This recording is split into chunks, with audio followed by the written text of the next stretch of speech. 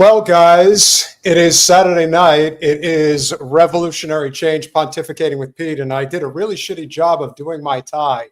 But for those of you who get the reference, I am Steve Buscemi, or at least trying to be, Mr. Pink from, if you've all seen Reservoir Dogs, you would know that I've been told a time or two that I look like Steve Buscemi. I didn't have enough time to actually grow in a beard, but I had enough time to put together the ensemble. So if you guys have seen the movie, you know, I've got the whole thing down. I don't have a gun, but I'll tell you what I do have: the world's tiniest violin playing the quietest song. So yes, I've been told a time or two that I happen to look like Steve Buscemi. So I figured, what the hell? It's the day after Halloween. It's technically All Hallows Day. So now would be an appropriate time to come on here and just show you how much apparently like Steve Buscemi I happen to look like. So I guess I'll put up with this for a little while. This tie is really annoying because I had to tie the top button. I'm going to see if I could do this again. You see, on live TV, what we like to do is get creative. And when we get creative, we can actually end up doing these things kind of fun. I don't like a bad tie. I also don't like the top button. The top button's annoying as shit. But if you guys are enjoying this, yeah, I already see that one of you guys believes in tipping. So if any of you have any questions regarding the Buscemi Odyssey, or if you have any questions regarding whether or not there's anything specific pertaining to Reservoir Dogs that you would want to talk about, I made sure to do my hair as close to his as I could in a rendition of what he did for the film. And then, of course, I wanted to have a look that would be identifiable for a lot of you guys. Like I said, I haven't done a tie in a long time. I mean, a long time. So, you know, kind of like the old way of doing business. I want to make sure that this looks right. I want to make sure it looks like I actually have a legitimate tie, although I look like I'm going to the ball or something. So, you know, I look a little fancier than usual. I've made sure to put the AC on so that if I get really hot under the collar, I make sure that I at least have done my due diligence in regards to whether or not I have a good look. I think I have a decent look. I wonder if you guys think the same. So there we go. That's a little better. Got myself my look. I do not have Stuck in the Middle playing right now, but I don't know what type of copyright infringements I would get stuck with as a result. But yes, Steve Buscemi is a fine actor. I respect the hell out of him. And if you guys seem to think I bear a resemblance to him, so be it.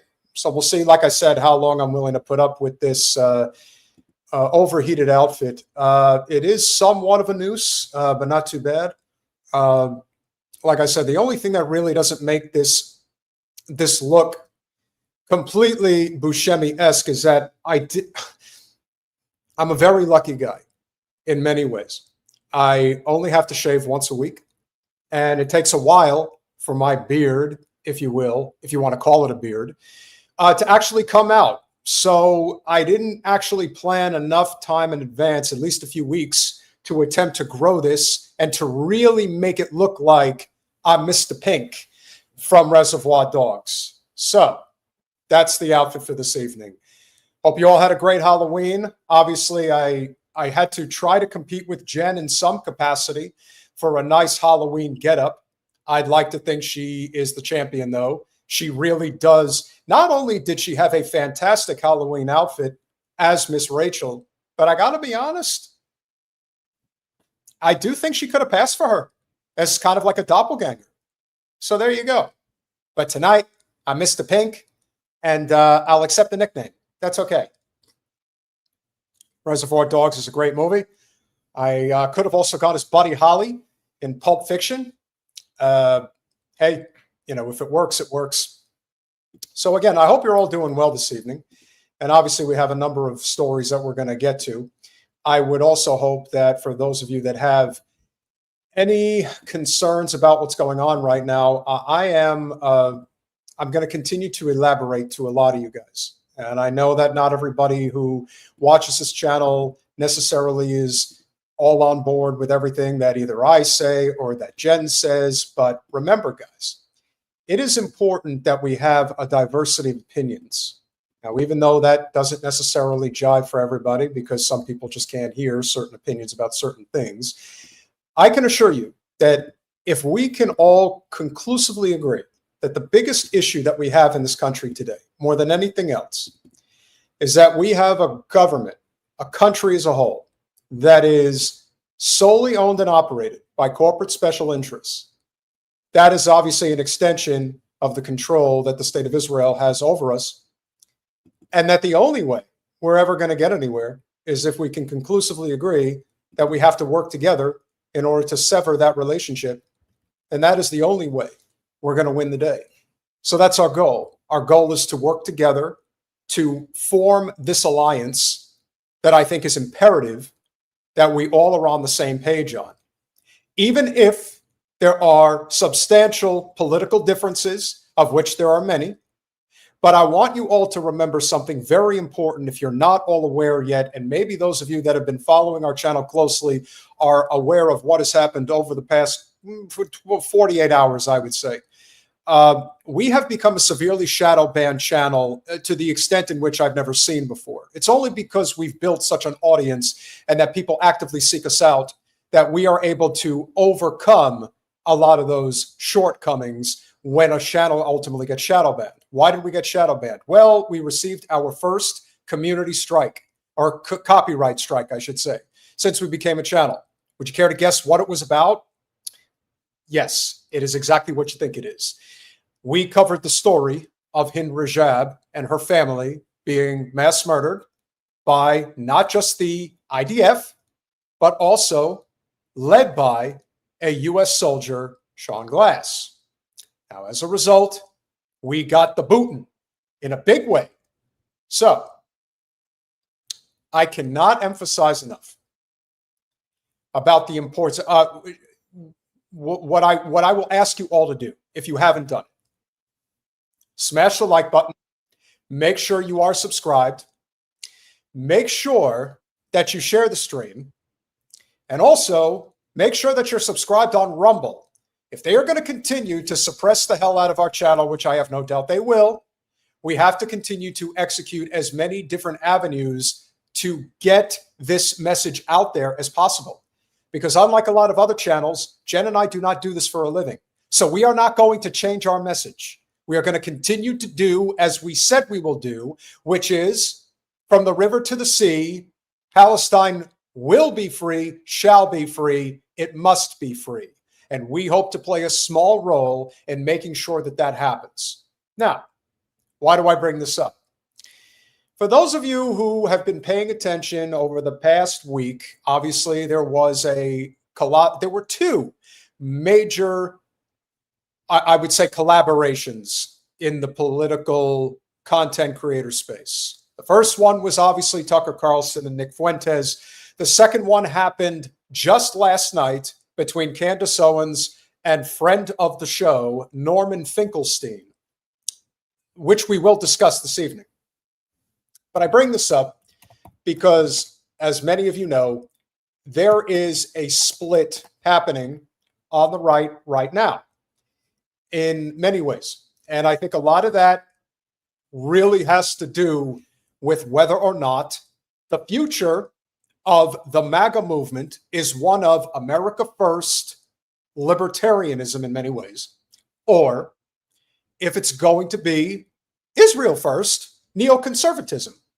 Now, if I'm a betting man, I would definitely say that the odds are definitely in the favor of America first, libertarianism being the future of conservative politics in the United States. And Nick Fuentes does happen to be one of those leading voices, whether you like him or not. Gotta call a spade a spade. So why do I bring this up? The CEO of the Heritage Foundation, yes, the Heritage Foundation, of which I think is an abysmally horrific corporate organization, but to their credit, rather than succumb to the pressure of the neoconservative, conservative ink bubble, if you will, he was put under a lot of pressure to denounce Tucker Carlson completely for daring to have a conversation with Nick Fuentes. Here's what he had to say in response. More to say on this in the coming days, but today I want to be clear about one thing. Christians can critique the state of Israel without being anti-Semitic? Well, right off the bat, he's an anti-Semite for saying such a stupid thing. Any critique of Israel, as we all know, according to Ben Shapiro, is anti-Semitism across the board. So you can't say such a thing. No, you actually can criticize Israel to your heart's content, so you should. And the fact that it is happening on the side of the political spectrum that is armed, yeah, that means change is coming in a big way. And of course, anti-Semitism should be condemned. My loyalty as a Christian and as an American is to Christ first and to America always. When it serves the interests of the United States to cooperate with Israel and other allies, we should do so, with partnerships on security, intelligence, and technology. Now, let's be very clear. This is the Heritage Foundation we're talking about here. We're not talking about just some random, non-corporate funded conservative organization. We're talking about the cream of the crop in the GOP. It doesn't get much higher than the Heritage Foundation. In fact, most of the conservative talking points and even the concept of judicial review from a conservative bent comes from the Heritage Foundation. In fact, that's where Obamacare came from. Because first it was Romneycare, and Mr. Corporate giant himself, Mitt Romney, with his magic underwear, passed Romneycare in the state of Massachusetts. And as a result, President Obama decided to pass Romneycare nationwide.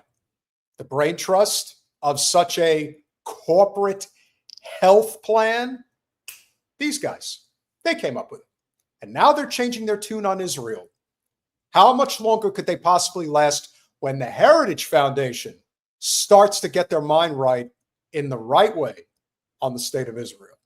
But when it doesn't, conservatives should feel no obligation to reflexively support any foreign government, no matter how loud the pressure becomes from the globalist class or from their mouthpieces in Washington.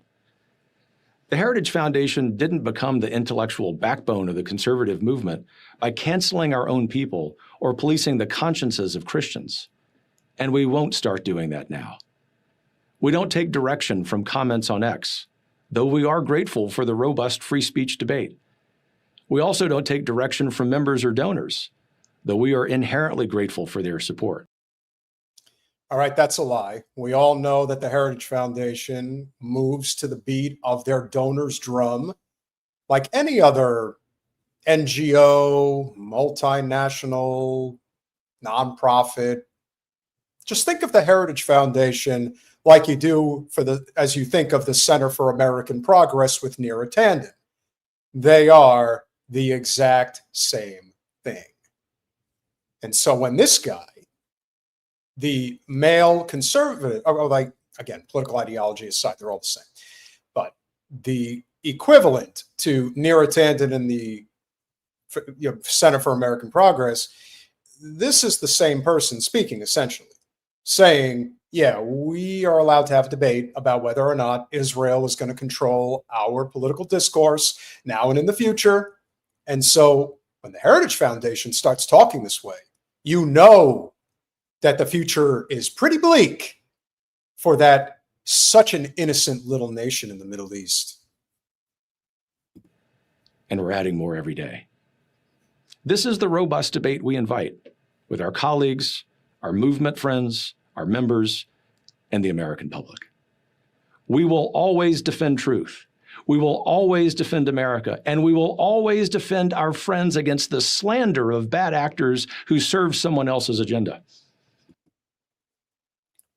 I don't know about you, but that sounds like a direct shot at the Israel lobby and all of their cohorts that have been putting immense pressure on the likes of the Heritage Foundation to denounce this America First anti-Israel movement. Well, it seems to me that this is definitely going to be a sticking point that is not going to work for them. Tucker Carlson is an immensely influential conservative voice who has the bona fides to speak up and out against Israel. And it is deeply concerning for the likes of former colleagues, Sean Hannity, Mark Levin, and the like. Because those people aren't liked. Tucker is. Sean Hannity or even Mark Levin, as we've seen, decide to start their own media empire, they don't have anybody. They have a small cohort of people who may have money, but in terms of the people, people hate them. Tucker Carlson, on the other hand, has a very large following, and it's becoming a lot more substantial across the political spectrum as a result of his firm stance against Israel. Now, this guy, Kevin Roberts, he reads the tea leaves. He knows where things are going. And so do probably a lot of other people. So, however little credit I can give him, I'll give him this much. It takes guts to say what he's saying. And he has a little bit more to say. That includes Tucker Carlson, who remains, and as I have said before, always will be a close friend of the Heritage Foundation. The venomous coalition attacking him are sowing division. Their attempt to cancel him will fail. Most importantly, the American people expect us to be focusing on our political adversaries on the left, not attacking our friends on the right. I disagree with, and even abhor, things that Nick Fuentes says. But canceling him is not the answer either. When we disagree with a person's thoughts and opinions, we challenge those ideas in debate. And we have seen success in this approach as we continue to dismantle the vile ideas of the left. So on the one hand, he is correct. Canceling people is not the answer. But then at the same time, being that he is a corporate whore, because that's what the Heritage Foundation is, it is a corporate front for the worst of the worst when it comes to conservative ideology, in my opinion anyway, because it's extremely corporatized. And at the same time, he's right about Fuentes being allowed to have his say. Now, on the other hand, what are these so-called vile ideas of the left? Well, let me assure you, ladies and gentlemen, that as you probably know, my political disposition when it comes to issues of left politics is extremely populist. I am all about the economics. I seldomly engage in the bad faith arguments about cancel culture or woke left ideology, things of that nature.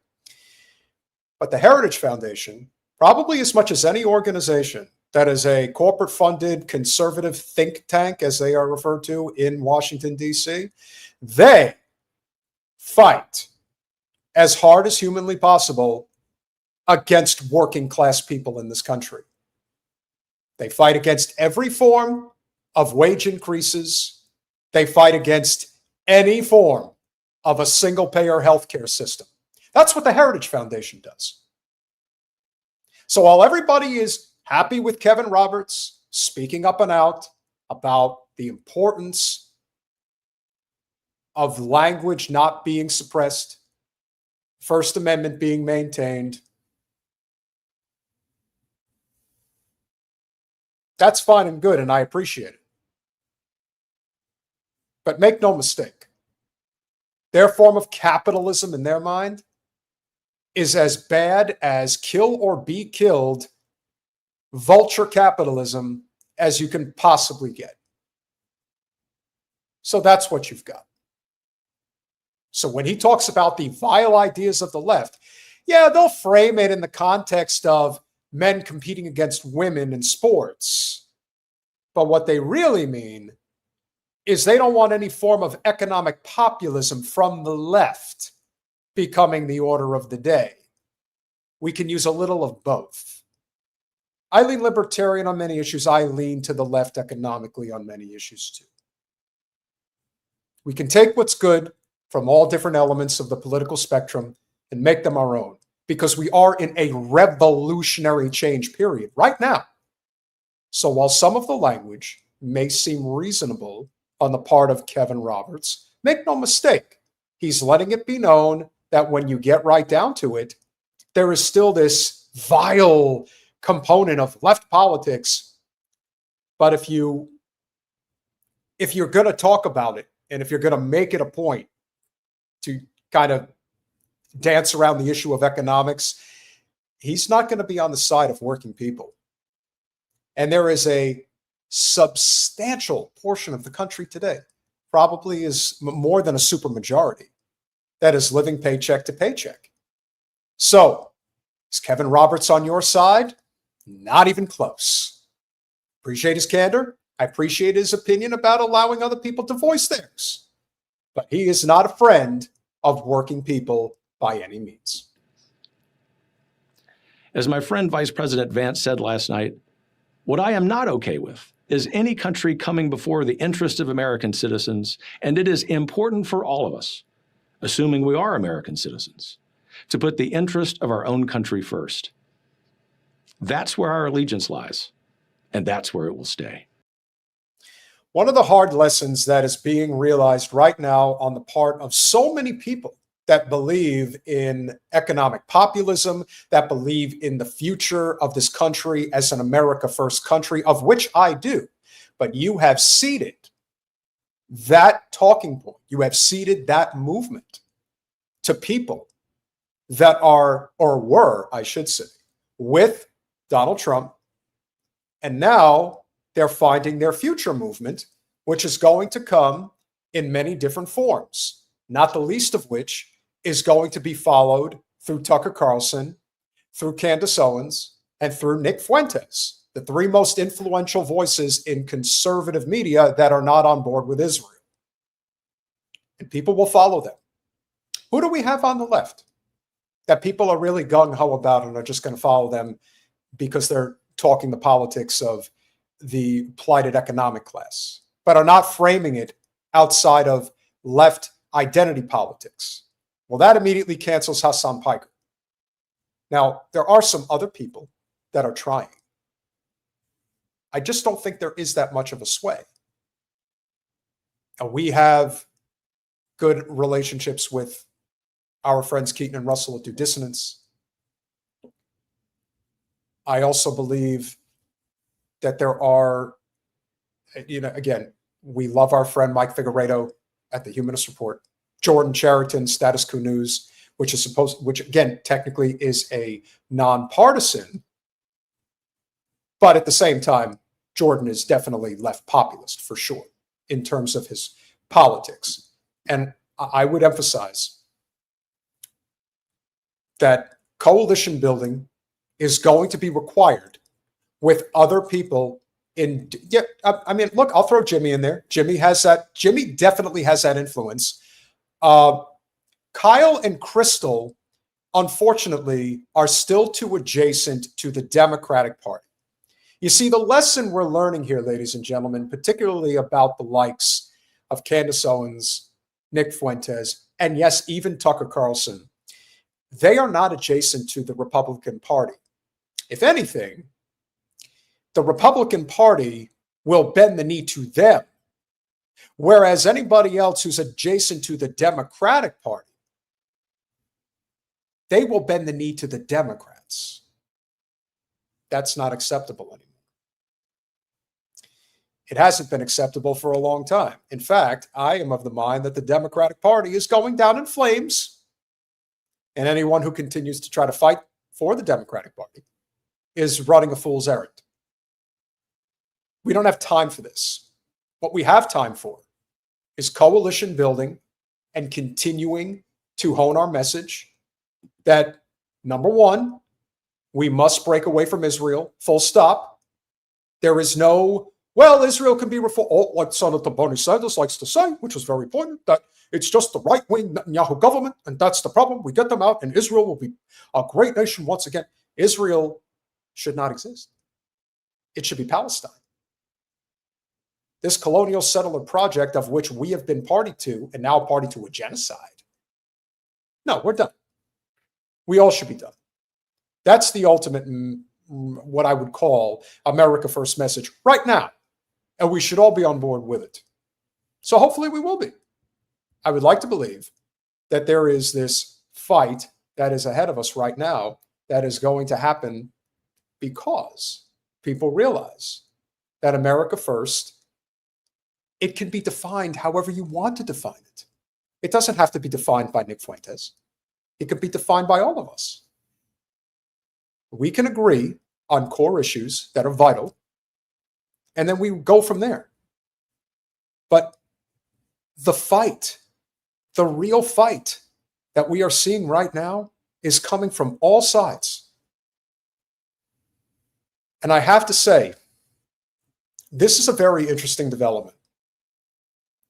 Now, for those who've been paying attention to what Turning Point USA has been up to since Charlie's removal, they are still continuing with their college tour. And lo and behold, the Vice President of the United States has been attending these events. Some people have been a little suspicious about his, let's just say, very cordial relationship with the widow Kirk. And while I don't get into, like I said, the gossip side of politics, I am suspicious, though, of the relationship that is existing between these two. And I'll show you what I mean by that. But then I'm also going to show you, this is going to be a multi-layer here, guys. So buckle up. This is going to be fun. So for starters, here's Erika Kirk introducing the Vice President of the United States at the latest TPUSA event. I'm tremendously blessed and honored tonight to be able to introduce to you a very, very dear friend and his wife. They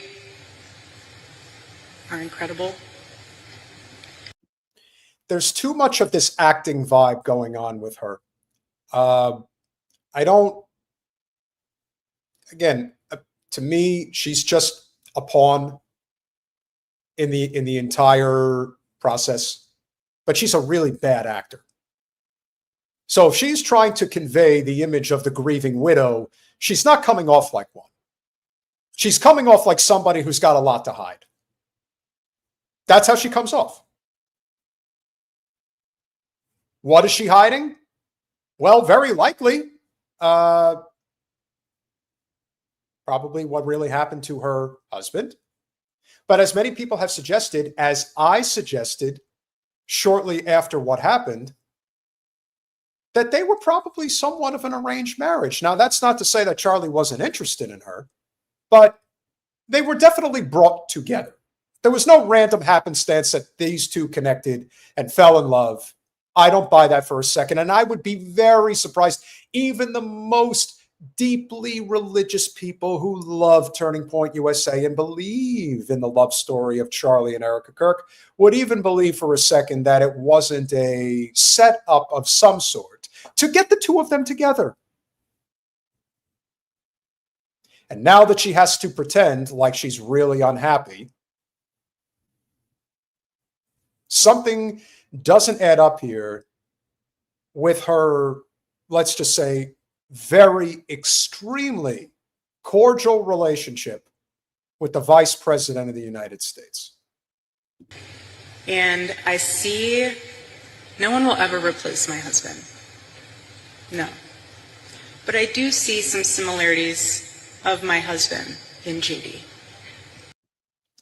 Okay, that's just creepy. And I won't pretend to understand how people choose to grieve those types of losses.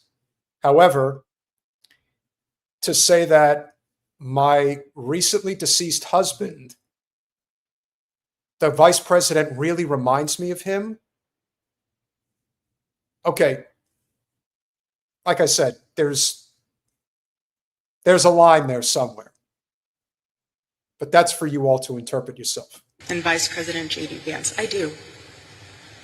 And that's why I'm so blessed to be able to introduce him tonight. He's an amazing man. So please help me welcome to the stage Vice President J.D. Vance. Now, I'm not in the business of interpretation. Like I said, I look at the words, then there is obviously an image of her embracing him and the two of them touching each other in a way that suggested more than friends. He put his hands on her hips. She put her hands through his hair.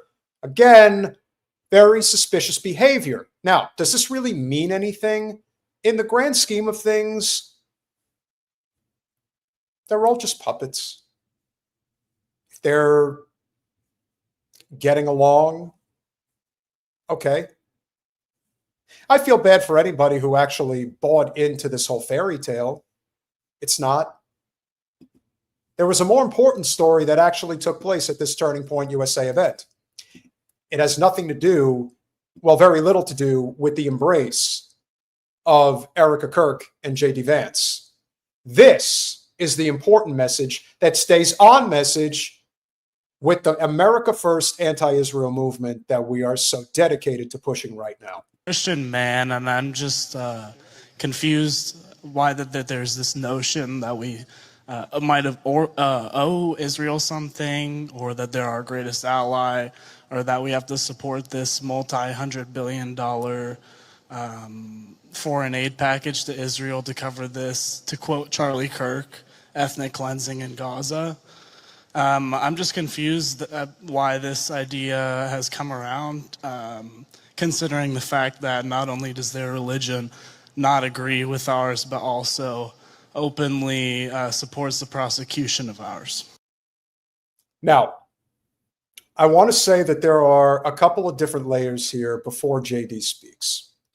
Number one, this unfortunately is a common theme that one would see in conservative politics, the very Christian messaging of, well, we're the Christians, so that means we're right, and they're the Jews or they're the Muslims, and so by that measure, they are wrong.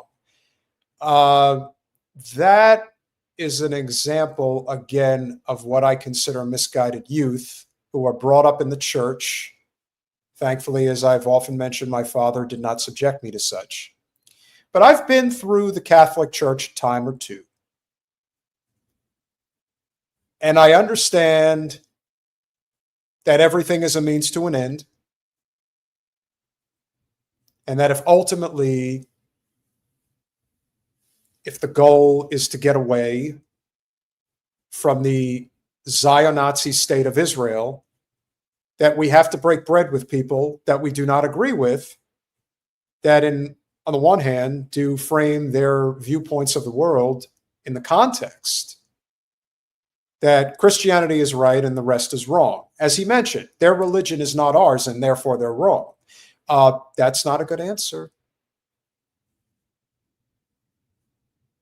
It's not supposed to make sense, Sander.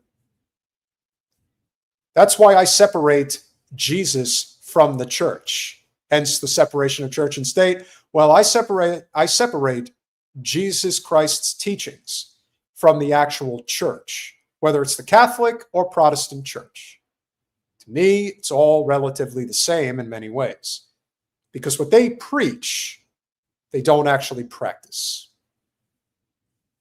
But let's hear what the vice president has to say about the state of Israel. Apparently, he said a lot without saying anything. Yeah, so let me say a few things about this. First of all, when the President of the United States says America first, that means that he pursues the interests of Americans first. That is our entire foreign policy. And that doesn't mean that you're not going to have alliances, that you're not going to work with other countries from time to time. And that is what the president believes, is that Israel, sometimes they have similar interests to the United States and we're going to work with them in that case. Sometimes they don't have similar interests to the United States. And this example, the most recent Gaza peace plan that all of us have been working on very hard for the past few weeks, the president of the United States could only get that peace deal done by actually being willing to apply leverage to the state of Israel. So when people say that Israel is somehow manipulating or controlling the president of the United States, they're not controlling this president of the United States, which is one of the reasons why we'd be able to have some of the success that we've had in the Middle East. Now you ask about what success in the Middle East are you referring to? And guys, if you haven't smashed that like button yet, please do. It would obviously be a great help, as I mentioned at the top. Obviously, we have over 650 people watching now. We have become an extremely shadow banned channel. We recently got our first copyright strike for covering the Hin Rajab story and exposing the U.S. soldier that led the execution of that little girl and her family. So any amount of help you can provide, hitting the like button, sharing the stream, making sure you're subscribed, and also subscribe on Rumble, because we want to make sure that we have as many avenues to go through if for whatever reason something happens. And so right now we are working with Rumble. Maybe we'll get back to Twitch. We'll see. But for the time being, it would be tremendously appreciated. Now, when you talk about victory in the Middle East, what exactly are you talking about? What victory? You mean the peace agreement, the ceasefire agreement we signed that was over in 5 minutes? Have you seen the attacks that have been going on? I know this is a very young man that's talking here, but he's nobody's fool. He's fully aware of what you're trying to do. I don't know who you think you're fooling, VP Vance, even though you probably are, as of this moment, the front runner to be the next president of the United States. But you're not pulling the wool over anybody's eyes. It's not happening. You can continue to try to hook people in to your nonsense. But as arguably our greatest commander-in-chief said back in the 1860s, you can fool some of the people all the time. You can fool some of the people. You can fool some of the people all the time. You can fool all the people some of the time. You can't fool all of the people all of the time. And that's the stage we're in now. They're trying to fool everyone all at once. It's not working. And it shouldn't work. You know, sort of Jews disagreeing with Christians on certain religious ideas. Yeah, absolutely. It's one of the realities is that Jews do not believe that Jesus Christ is the Messiah. Obviously, Christians do believe that. There are some significant theological disagreements between Christians and Jews. My attitude is, let's have those conversations. Let's have those disagreements when we have them. But if there are shared areas of interest, we ought to be willing to do that too. For example, one thing I really care about is the preservation of the Church of the Holy Sepulchre in Jerusalem. Christians believe that that is the site where Jesus Christ was crucified, and also that his tomb is right there as well. Have you noticed what's been happening at the Church of the Sepulchre? Have you noticed what the Zionists have been doing to Christian Palestinians there? The desecration of that site? It's pretty hideous. I don't know how anybody thinks that that behavior is acceptable. And he talks about it in the tune of essentially looking at it from the lens of, yeah, it's not good, but we have to accept their abhorrent behavior. No, we don't. And that's what these young men are doing. They don't want to have any part of such bullshit. To their credit. A little bit more to say. My attitude is, if we can work with our friends in Israel to make sure that Christians have safe access to that site, that's an obvious area of common interest. I am fine with that. What I'm not okay with is any country coming before the interests of American citizens, and it is important for all of us, assuming we're American citizens, to put the interest of our own country first. That's what we're going to do. That's what we try to do every single day, I promise you. Thank you. Well, that was a whole lot of nothing, but a whole lot of, well, it was a whole lot of saying something without actually saying anything, which again, he's a good politician. That's what he does. That's what a lot of politicians do. They say a lot without saying anything. They dance around an issue without actually addressing it head on. JD is not going to step out of line at all. He knows exactly where his bread is buttered, because for him, it is a career. It's a career that has taken off exponentially because he has had the backing specifically of Peter Thiel and Palantir. And they've taken him to a whole other level of success. And now that he is on the verge of becoming the president of the United States, he isn't going to dare get out of line. So why do I bring this up? I bring it up because unlike the political left, which does not have any real moxie, let's just be honest, You don't take the bull by the horns. You don't grab the brass ring and drag them all down. J.D. Vance is going to have a canary hanging over his head for the next 3 years if he thinks he's going to become president of the United States and maintain that relationship with Israel. And who is the person that's going to bring him down if he doesn't listen? Nick Fuentes. And I'm telling you this right now, and you need to be with me on this. You need to raise your right hand right now. If J.D. Vance condemns the Groypers, if J.D. Vance signals to the Israel First lobby that he is condemning the America First movement, then we will not vote for him, we will not support him, and as a matter of fact, we will show up in Iowa, and then New Hampshire, and then Nevada and South Carolina to make sure that he never gets the nomination. Now, I want to know what content creator or influential voice in left, populist, progressive politics has the gall with a platform as large as Fuentes's to say the same thing to Gavin Newsom, to J.B. Pritzker, to Josh Shapiro, to Andy Bashir, to Gretchen Whitmer, to Alexandria Ocasio-Cortez.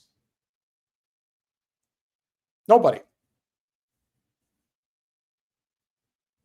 And the fact of the matter is,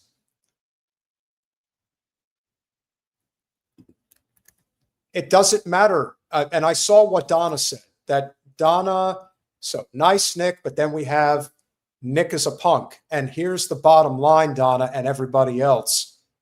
Yeah, let's assume that that's all of it is true. In right populist politics, they say what they're going to do, and they do it. They put the fear of God into the people that are representing them. And now that they know that Trump is a fraud, the movement is going to become that much more revolutionary going forward.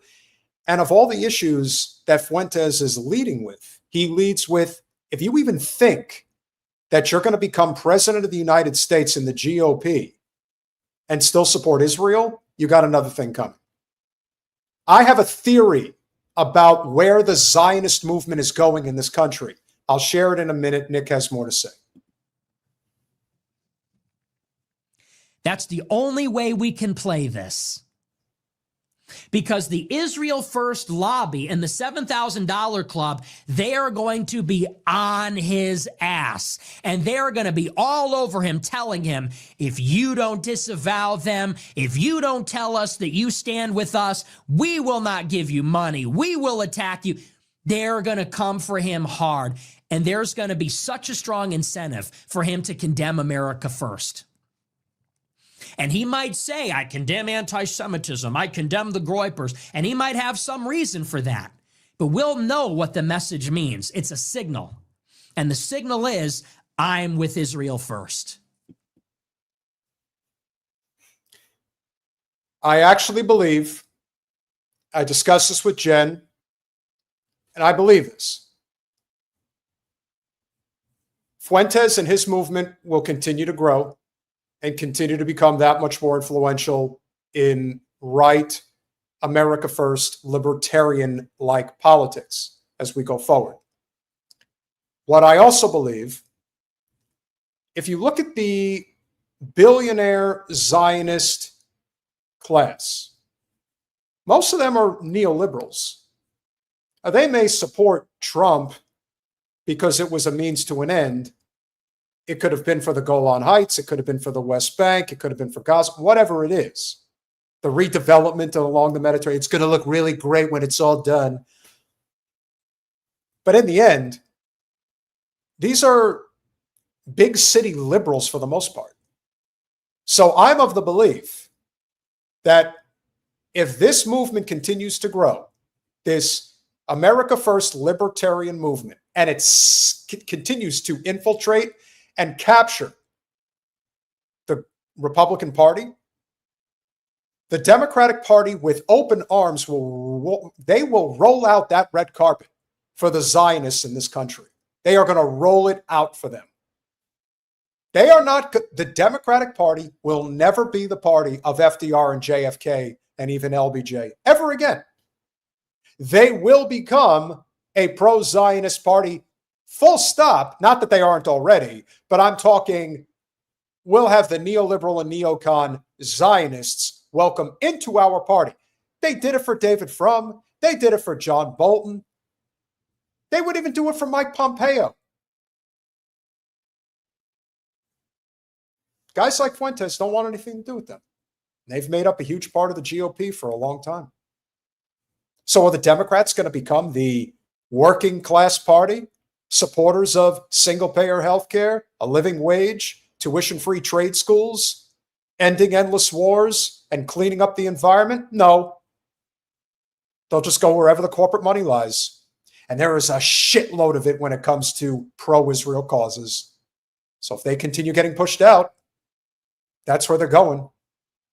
And in my humble opinion, the Democratic establishment will continue to welcome them with open arms, and the platformers of Bernie and AOC in particular are not going to say it's either us or the Zios, make your choice. They'll bitch and complain and say that it's not a good thing that that's what's happening, but they will just accept their shit sandwich and take it. Prove me wrong. That's what Fuentes, Tucker Carlson, and Candace Owens are saying. Let's see what happens when it gets pushed on them on the populist left. Let's see them fight the same way. Get the fuck out of here, or you're on your own. Maybe they will.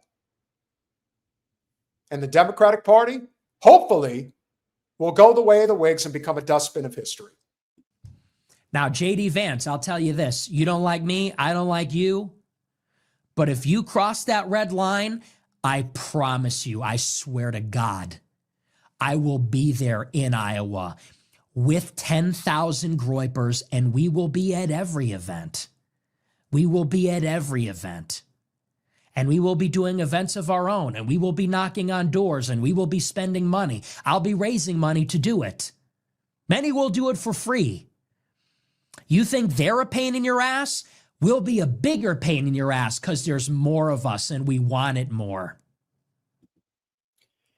How has the populist left ceded so much real estate to this guy? I'll never know. It's like they were afraid to say the same thing. They never were willing to put their foot down the way that they needed to and say, the future of the Democratic Party is either the working class or the Zionazis. Pick, and pick now.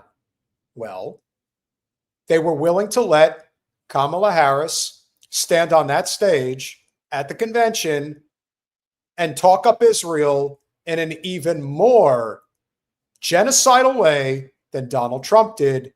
But as AOC said, she is working round the clock for a ceasefire. How'd that work out? How's it working out now? Rather than trying to find excuses, millions upon millions of people that supported Trump are saying, the hell with this shit. We'll move our own way. We're not going to go along with this. And if that means we have to leave the GOP, okay. Most of them are independent anyway. People that support left politics seem to still think, they want to bang their head against the wall and still think that the solution is going to come through the Democratic Party. It's not. They could not make it more obvious that they will not let that happen. They have the clocks. We have the time. Cross that red line, we will be your worst enemy. Politically. Important to clarify. If you stay neutral, maybe we'll recuse ourselves. Maybe we'll stay out of it. No promises.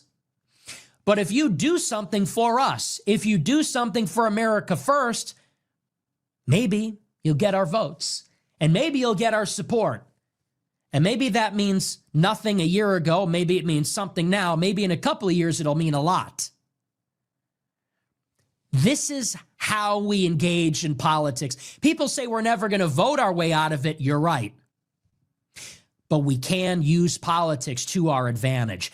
If we're united, if we're organized, if we have a coordinated message, if we make it clear, we will not tolerate any more concessions to Israel first. Only America first. That's how you're going to get the under 25 demographic. If you try it to appease the Israel First lobby, I promise you, you will lose the under 25 demographic. Forget about it. I personally think Nick is undercounting it. I think it's probably closer to the under 35 demographic at this point. Nick effing Fuentes is saying we cannot vote our way out of this. Whereas there are other people, and I've said this myself, voting matters. It does matter, especially in the local elections. But voting will never solve this problem, ever. You can create momentum. You can create new coalitions. But again, so many of these talking points he's using are the ones that we've been talking about for a couple of years now. And it's almost like no one's hearing it that needs to hear it. Again, Fuentes is definitely a force to be reckoned with. But make no mistake, the populist left either fights like he fights, or you're never going to get anything. That's the point. They won't turn out. They will not turn out. No one will turn out to support more of that status quo. You can wave that goodbye. I promise you that. And they know that. So you're going to have to make a decision. Their money or our votes? Israel first and the special interests, or America first and the actual national interest of this country? That's your decision. And that's the decision, by the way, for all of them. Any prospective candidate, all the think tanks, all the congressmen, that's your choice. But we have to focus our efforts on the presidential primary in 2028. And anyone with a platform as large as Nick's that is in left politics could be saying the exact same thing to every single candidate running for president that is going to run for president in the Democratic Party. It is pretty obvious to me at this point that the person who is trying to run in the Bernie AOC lane as of right now is Ro Khanna. But there's going to be a lot of other people that are going to get involved, especially on the Democratic side. Oh, you're going to have at least 15 people running for president. And the first person who says, I'm running America First anti-Israel in the Democratic Party, oh, they're going to take off like a rocket ship. At least I think they will. I could be wrong. But the premonition I'm having is one of that first sort of Graham Plattner type of candidate. Forget the tattoos and that shit. I'm just talking about where this country's going right now. Where is this country going right now? That's a great question. And a person who I think knows a thing or two about it, who is also in the wonderful world of real estate like me, and is a friend of the show, coming back again for a one-on-one and hopefully many more. Zach Faust, welcome back to Revolutionary Change. What's up, Pete? How you doing, friend? Doing good, brother. How's everything on your end? Underdressed for the occasion. My bad. Dude, I was in Dallas. I just got back and I wasn't able to have an outfit. Listen, I don't know if you saw our stream from Thursday night, but Jen was Miss Rachel. Like, it was fire, man. I'm telling you, you couldn't tell the difference. She looked identical to Miss Rachel. Now that you say it, I could see how that transformation could be made, but that's hilarious. Absolutely. Well, we had another friend on the show, Mia Marie, and she recently was followed by Miss Rachel. And I keep telling Jen, I'm like, listen, we got Zach, we got Mia. Miss Rachel is going to see you one of these days. I hope it's you in her costume. Like that to me would be the best getup in the world ever. But yeah, so I had to do something, and I decided, since everybody insists that I look like Buscemi among a few other celebrities, I'm like, okay, I'll be Mr. Pink from the Reservoir Dogs. So this is Halloween, Hallows Day, I guess, is the technical day since November 1st. But yeah, man, it's great to see you. How's everything going on your end? You pull off the look well. Everything on this end's good. We had our Halloween party yesterday. My daughter was a chicken, so I was a chicken farmer. Had the hat, nice little button up. Look like I just came from the fields. It was good. It's funny. Halloween is like the last, and this is sad, like ritualistic community we have in America. Like, what other holiday do we have where we're opening our doors to strangers, we're giving gifts to people we don't know, we're walking through our communities and streets? Like, my parents grew up in downtown in this small little town where it's like, okay, you got the one bank and the one hardware store and the one pizza shop. Like, that's where I grew up. And pre-phones, I love it. I wish everyone could have had that kind of area to grow up in. But man, that's like the only time of the year where that happens again. That, or maybe a parade. But like, as much as Christians hate Halloween, it's kind of the only like national community holiday we have left. I love it. I love a good Halloween. Well, where I come from in the Northeast, yeah. Oh, okay. So apparently you're Silent Bob. Apparently that's who they think you would make a good yes. That's funny. But we need him to talk. We can't have him not talking. What is your favorite Kevin Smith movie? Man, I don't know if I've seen one. I'm not a huge movie guy. I'm a TV show nut. Yeah, if I had to make a recommendation in terms of what I would say is like since you're a religious person, then I have to recommend Dogma. Dogma would be the first Kevin Smith movie that I would tell you to go see. Well, Jen obviously and I, think alike. So of course I say Dogma. She writes Dogma and then puts it up in the chat. So that does make a lot of sense. But Dogma is great. Down. Yeah, well, it's a great movie because it addresses Catholic hypocrisy. And that, to me, I think was very poignant because Kevin Smith I'm from the same area of the country that Kevin Smith is from. We grew up like a few towns over from each other. Got it. And so he was raised in the Catholic Church. I thankfully was not. Thanks, Pop. Appreciate it. But I do think it's important to have a religious-centered life. I think that there is a lot of value in that if you are actually practicing what is preached. Now, very often we see that is not the case.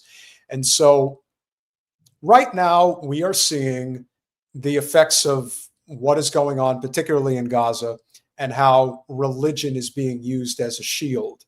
Can you talk a little bit about the importance of religion in your life and how the hypocrisy of what certain preachers, if you will, are willing to do and message are willing to espouse, because it's obviously for political and perhaps financial gain as a result? Yeah, so my story is I was brought up in a Christian church, Orthodox Christian church, just pretty much run of the mill. And I succumbed to it because it was what my parents were, it's what I was raised in. I would eventually go to a private Christian school. I was a youth leader. I was one of the assistant youth leaders. I did the whole thing, and then went to Afghanistan, came back, got into the prison system as a guard. And somewhere around in that range, I just kind of let go of it. It kind of stopped making sense to me. It wasn't really until about 3-4 years later that it came back, but it came back from a completely different perspective. See, the Christianity I was raised in taught me a world where it's like, okay, here's how we live. Here's what you do. If you don't do it, here's where you're going. All right, so let's do our best right here in the middle, okay? Yep. And that's pretty much it. Memorize Bible verses, be here on Sunday, dress in a certain fashion, don't listen to this type of music, and you're good. 3-4 years ago, though, it came back from the perspective of, I'm gonna die one day, and what's my purpose here? And every single other person on this planet has just as much right to be on this planet as I do. And why does no one seem to care about the other person? why do we seemingly hate one another? Not really getting it. And that's what brought me back to Christianity. And I think what you just said is so important. Having some form of religious core is very, very important, because the idea of realizing you have been created and one day will return to said creator, whatever you believe in, it changes your perspective on what you do with your day to day and what's really important versus what's really kind of hollow. And I was chasing a lot of hollow things. So that fulfillment, like you said, the spirituality kind of brings some fulfillment. It brings you back to doing things that are deeper, for your person to your left and your right, loving your neighbor, not bombing thy neighbor. I don't think Jesus ever said that. Well, he may have said it in the Schofield Bible, in the scope. And so that's where I would love to lead back to is I just think there's a form of American nationalism that's been cloaked in Christianity and Judeo-Christian values. I mean, I don't got to tell you that phrase doesn't even make sense.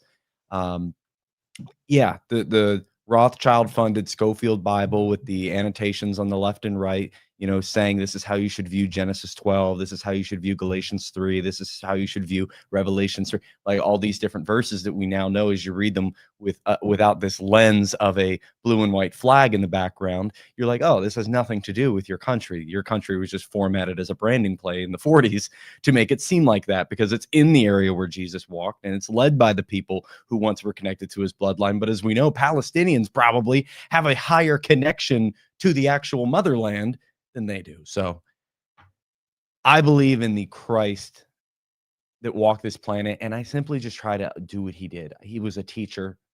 I want to idolatrize him and those teachings, and I want that to lead me in life. I don't know what religion that would simply be called, other than I am trying to be the model of somebody that I think is probably the greatest role model we've had.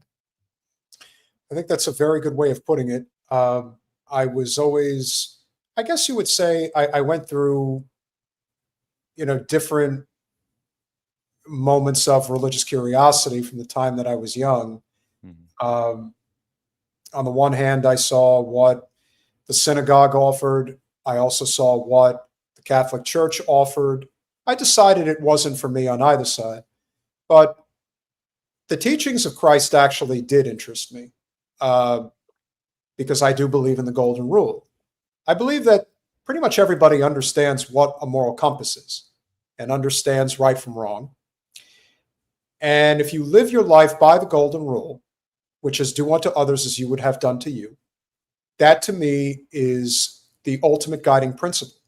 And if you use that in your day-to-day life, you'll understand why we are capable of being better than we are. There's nothing wrong with having a drive to succeed.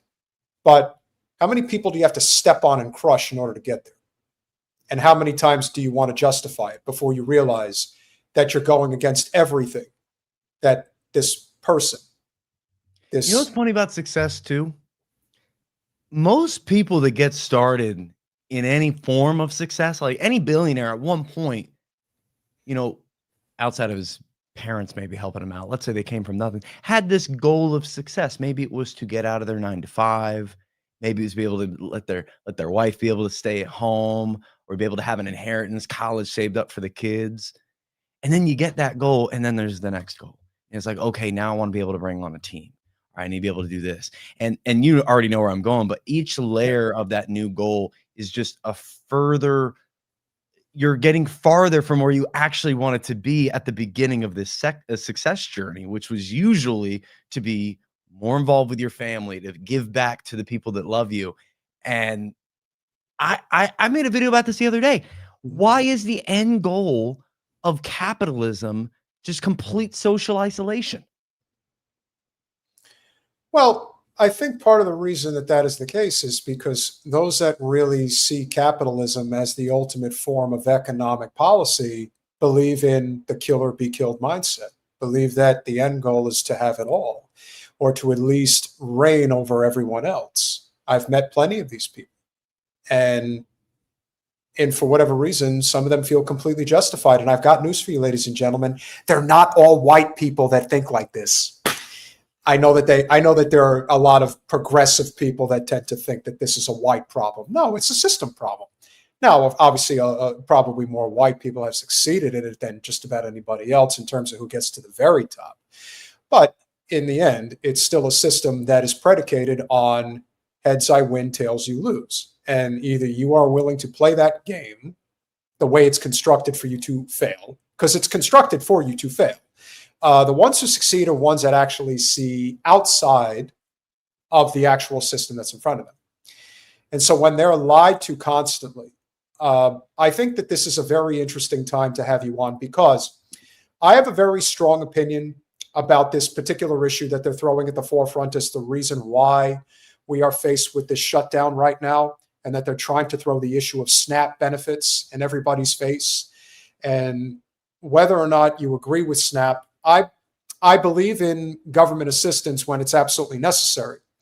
I don't believe in a system that forces people to stay on it. And there are many reasons why people end up on it. But one person who decided to throw his opinion out there about it, even though he's coming at it from a place where, as I mentioned to Jen, I was going to talk about this tonight. Tim Pool was kind enough to have Jen on his podcast a few years back. And it was a very big deal. I think probably at least 1 million people in totality probably ended up seeing it. In fact, we were at an event in Fort Lauderdale. I remember this distinctly.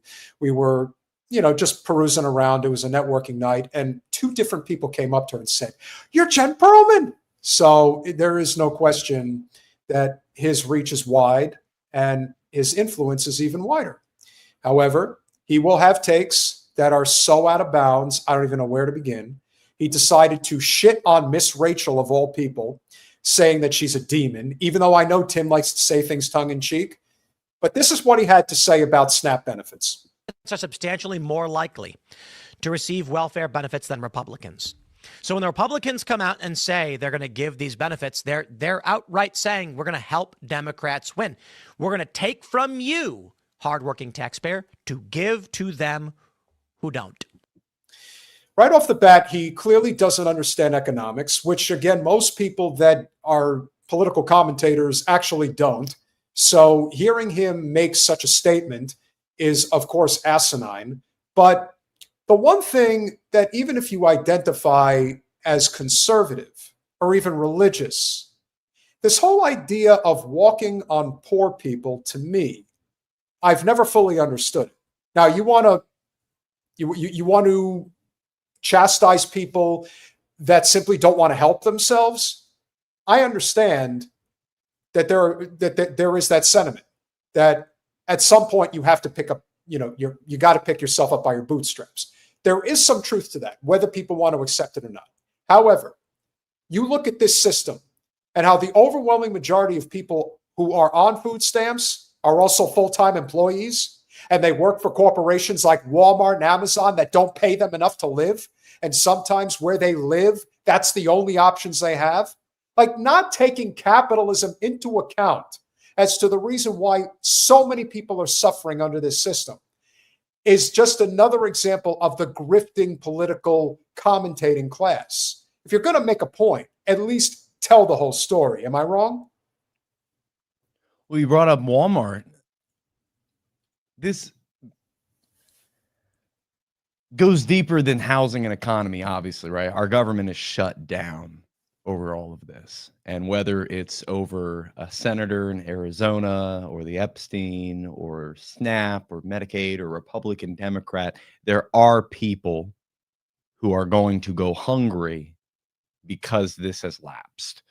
And you'll have people on both sides of the aisle that'll yell, okay, well, there's a certain amount of people that aren't working that are getting this. And then there's a certain amount of people that are undeserving that are on this. But just as you said, there's just as many people in the military, people that are serving in these corporate jobs.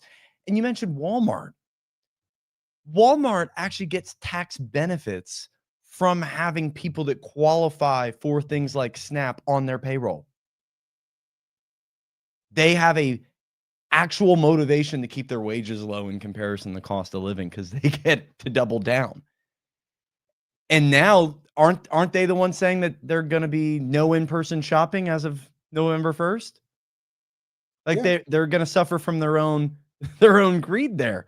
That is capitalism right there in front of us. You employ so many people and keep their wages to a point where they have to be in this wage class, so you get the tax benefit from it, and now you don't have employees. I think there's way more corporations that are on that thin line than we'd like to believe. I just don't understand why we treat people of a lower wage class differently. Like the veteran who got back from a tour overseas and through untreated PTSD went homeless, got divorced, has a terrible relationship with his kids now that we're not helping. You know, the person who had a medical bill, they broke their hip, couldn't take care of it, 85 grand in debt, can't do it, has to sell the home, now on the streets. And I saw a video the other day that was crazy. He's like, put yourself 10 years on the street with nothing to do, surrounded by homeless people and other people that are considered normal that seemingly hate you and don't want to have anything to do with you. After 10 years, tell me you won't look at crack and say, yeah, give me a try. It was kind of tongue in cheek, but it was like, yeah, you're right. We look at them like they're not human. And we toss around things like what's going to happen over the next however long period of time with these benefits being lapsed. Like there aren't people that are going to suffer, and it isn't capitalist fault. The people creating the lobbying dollars to go into the political figures' pockets faults. This all comes down to money. You're right, because we're debating the budget and how it should be allocated. Yet we have more than $1 trillion now going to pay the interest on the bonds that we have allocated, our own debt. We nearly have $1 trillion in industrial war spend, our military. There's money flowing from all directions, not to mention the money that flows to places like Israel and now Argentina. So there's definitely there's money, but like you're saying, is it more the motivation behind the money? And yeah, I'd agree with you. And let's not forget, there are two variables here that one cannot forget.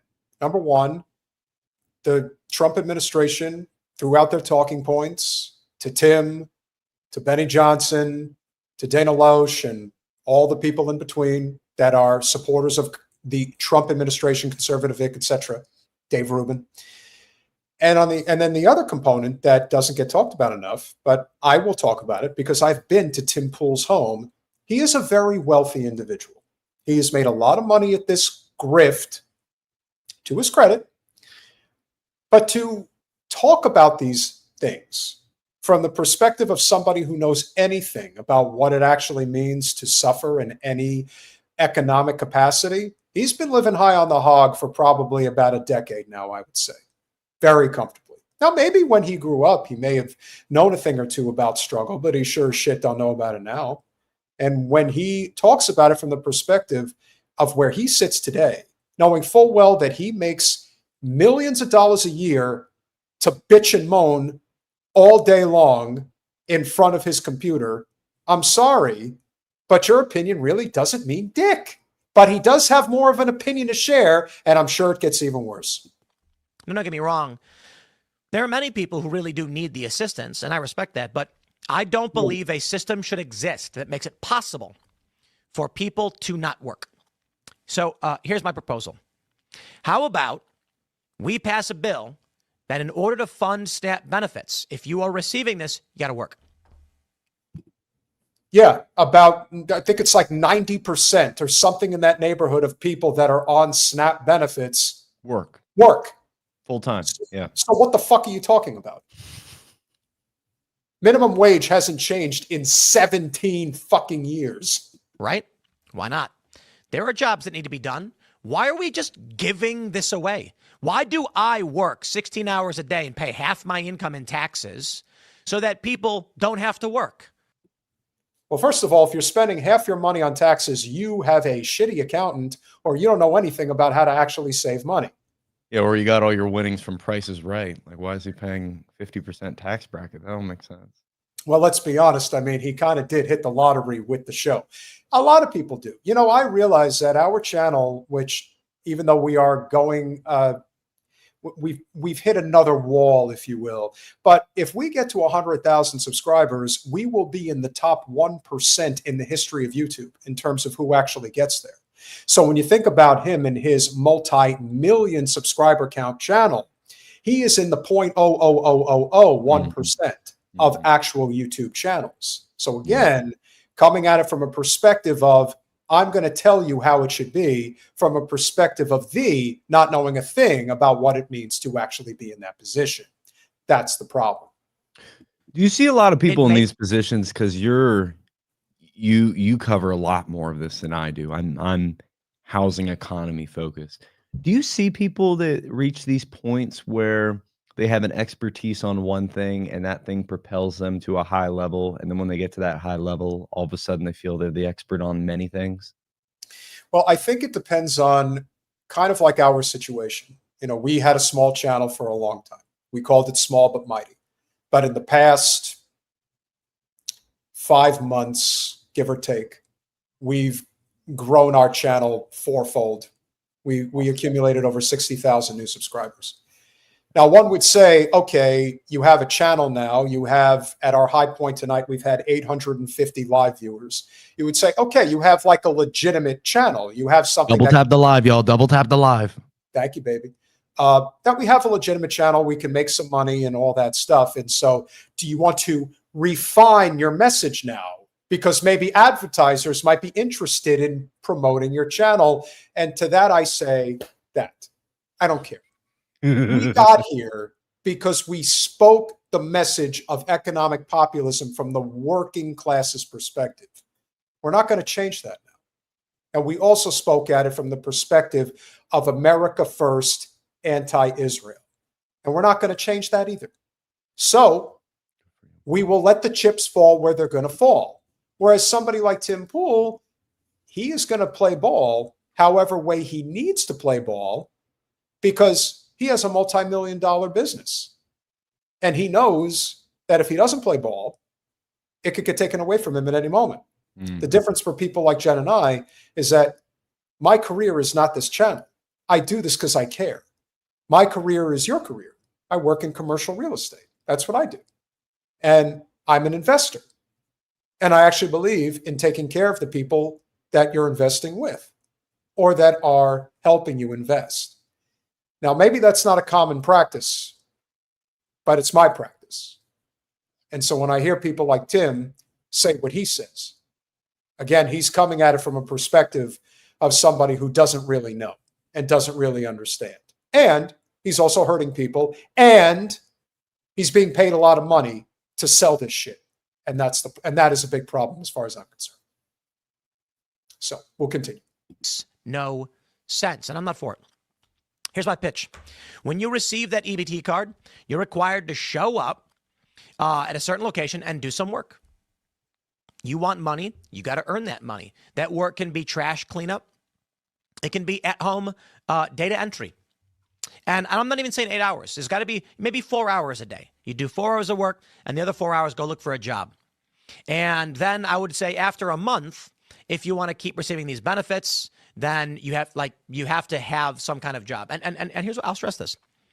Getting a job and losing the benefits is an incentive for people to not get a job. That's the problem.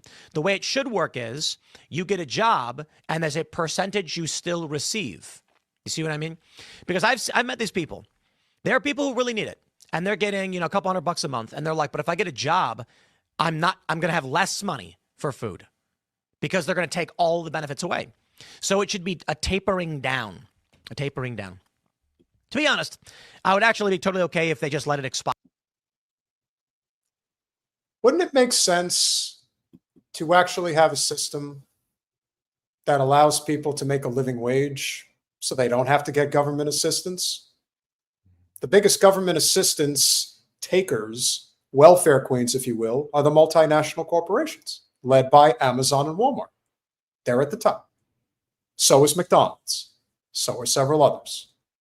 In fact, when you apply for a job at Walmart, they specifically direct you to an office so that you can apply for benefits because we're not paying you a living wage. I would think that that's a failure of a system. You could say that that's not capitalism. Call it whatever you want. It's a system that I don't want to be a part of. I think we should fix it. Or, well, not even fix it. We need a new system. Now, I do believe in the free market because I do believe in the human spirit. But whatever the hell this is not a system. This doesn't work. How the hell do you expect to take care of anybody? You can't. It's a rat race, and in the end, only a few people are going to win. And the Walton family didn't even win. They were just born into it. Sam Walton created it in the 1980s, and they became the beneficiaries of it. And then they got Bill Clinton into the White House, and then everything was really hunky-dory after that. And that's the truth. So it's another reflection of how bad this is. Now, again, I don't want people living off of SNAP, but the only way you're going to fix that is if you fix the economic system, period. We recently did a video on our channel called 13 Reasons Why. It's going to get posted tomorrow. 13 Reasons Why the Economy Stinks.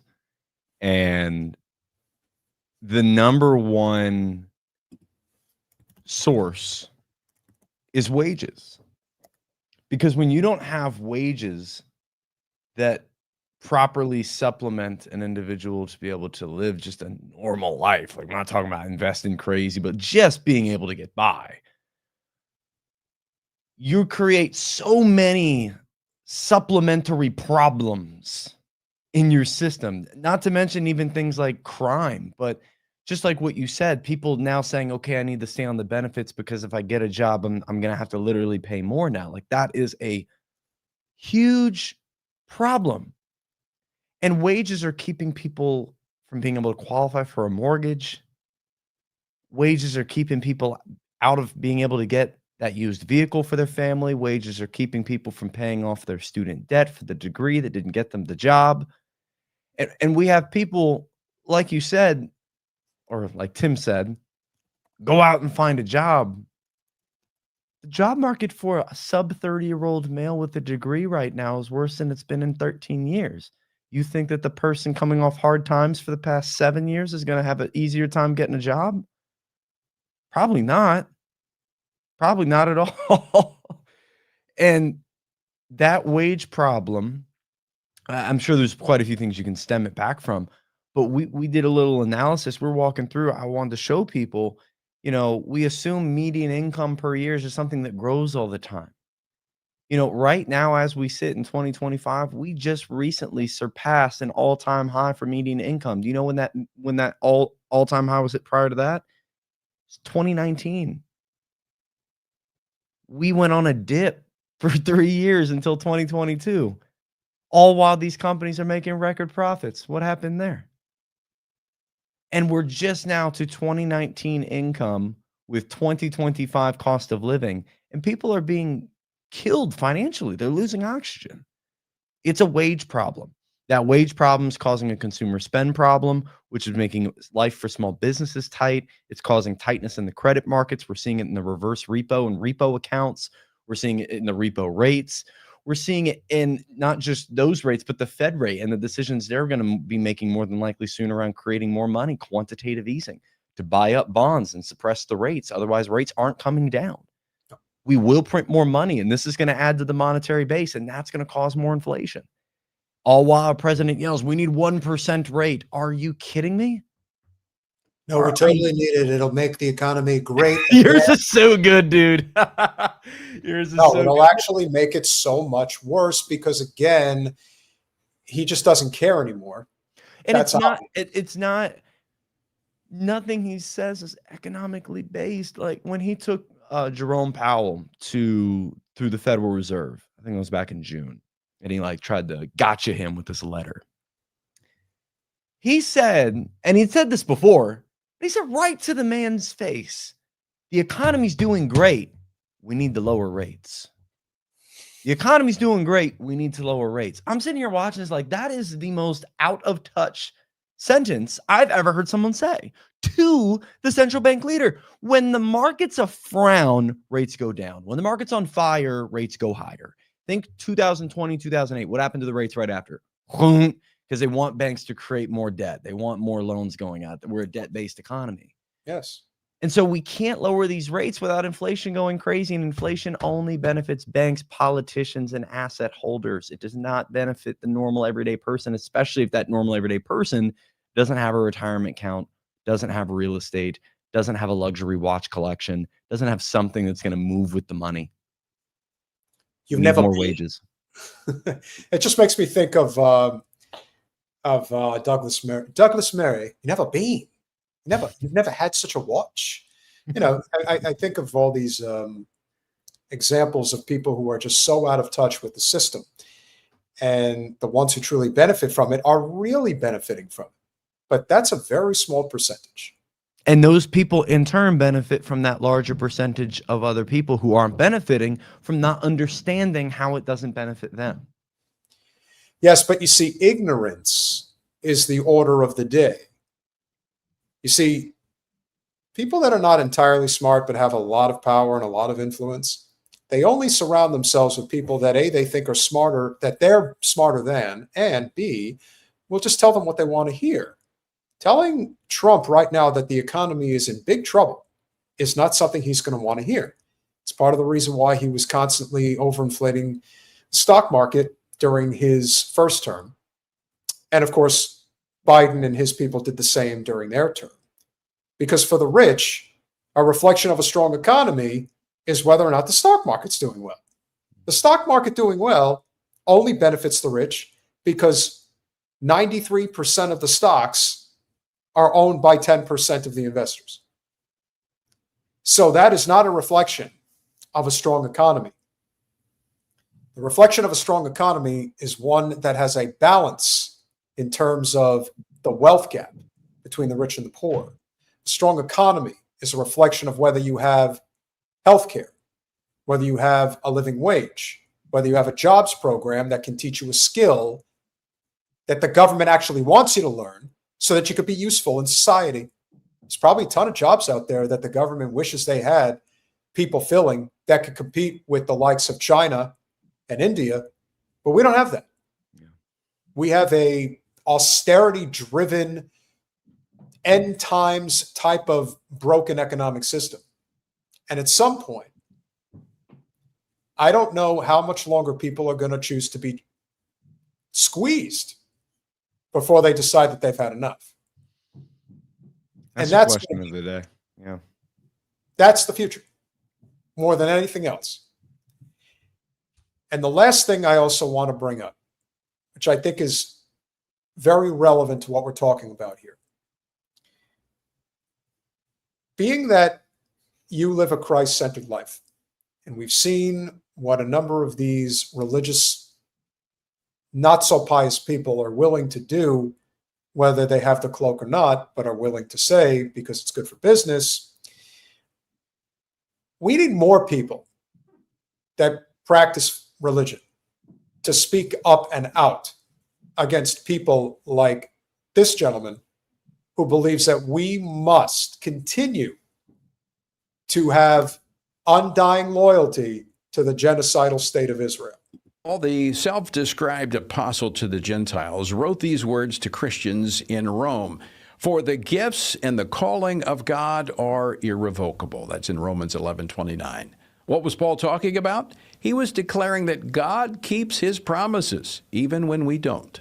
In Romans chapters 9 through 11, Paul defends the faithfulness of God toward Israel to reassure Gentile believers that the gospel promise that he had just written in chapter 10 could be trusted. He wrote this, if you confess with your mouth the Lord Jesus and believe in your heart that God raised him from the dead, you will be saved. Because the covenant God made with Abraham in Genesis 12 remains valid and will be fully fulfilled, we can be confident that the promise of the new covenant will be fulfilled as well. God gave this promise to Abraham in Genesis chapter 12. He says, go from your country to a land that I will show you. I will make of you a great nation. I will bless those who bless you, and him who dishonors you I will curse. And in you all the families of the earth shall be blessed. This continuity of covenant undergirds Christian support for Israel today.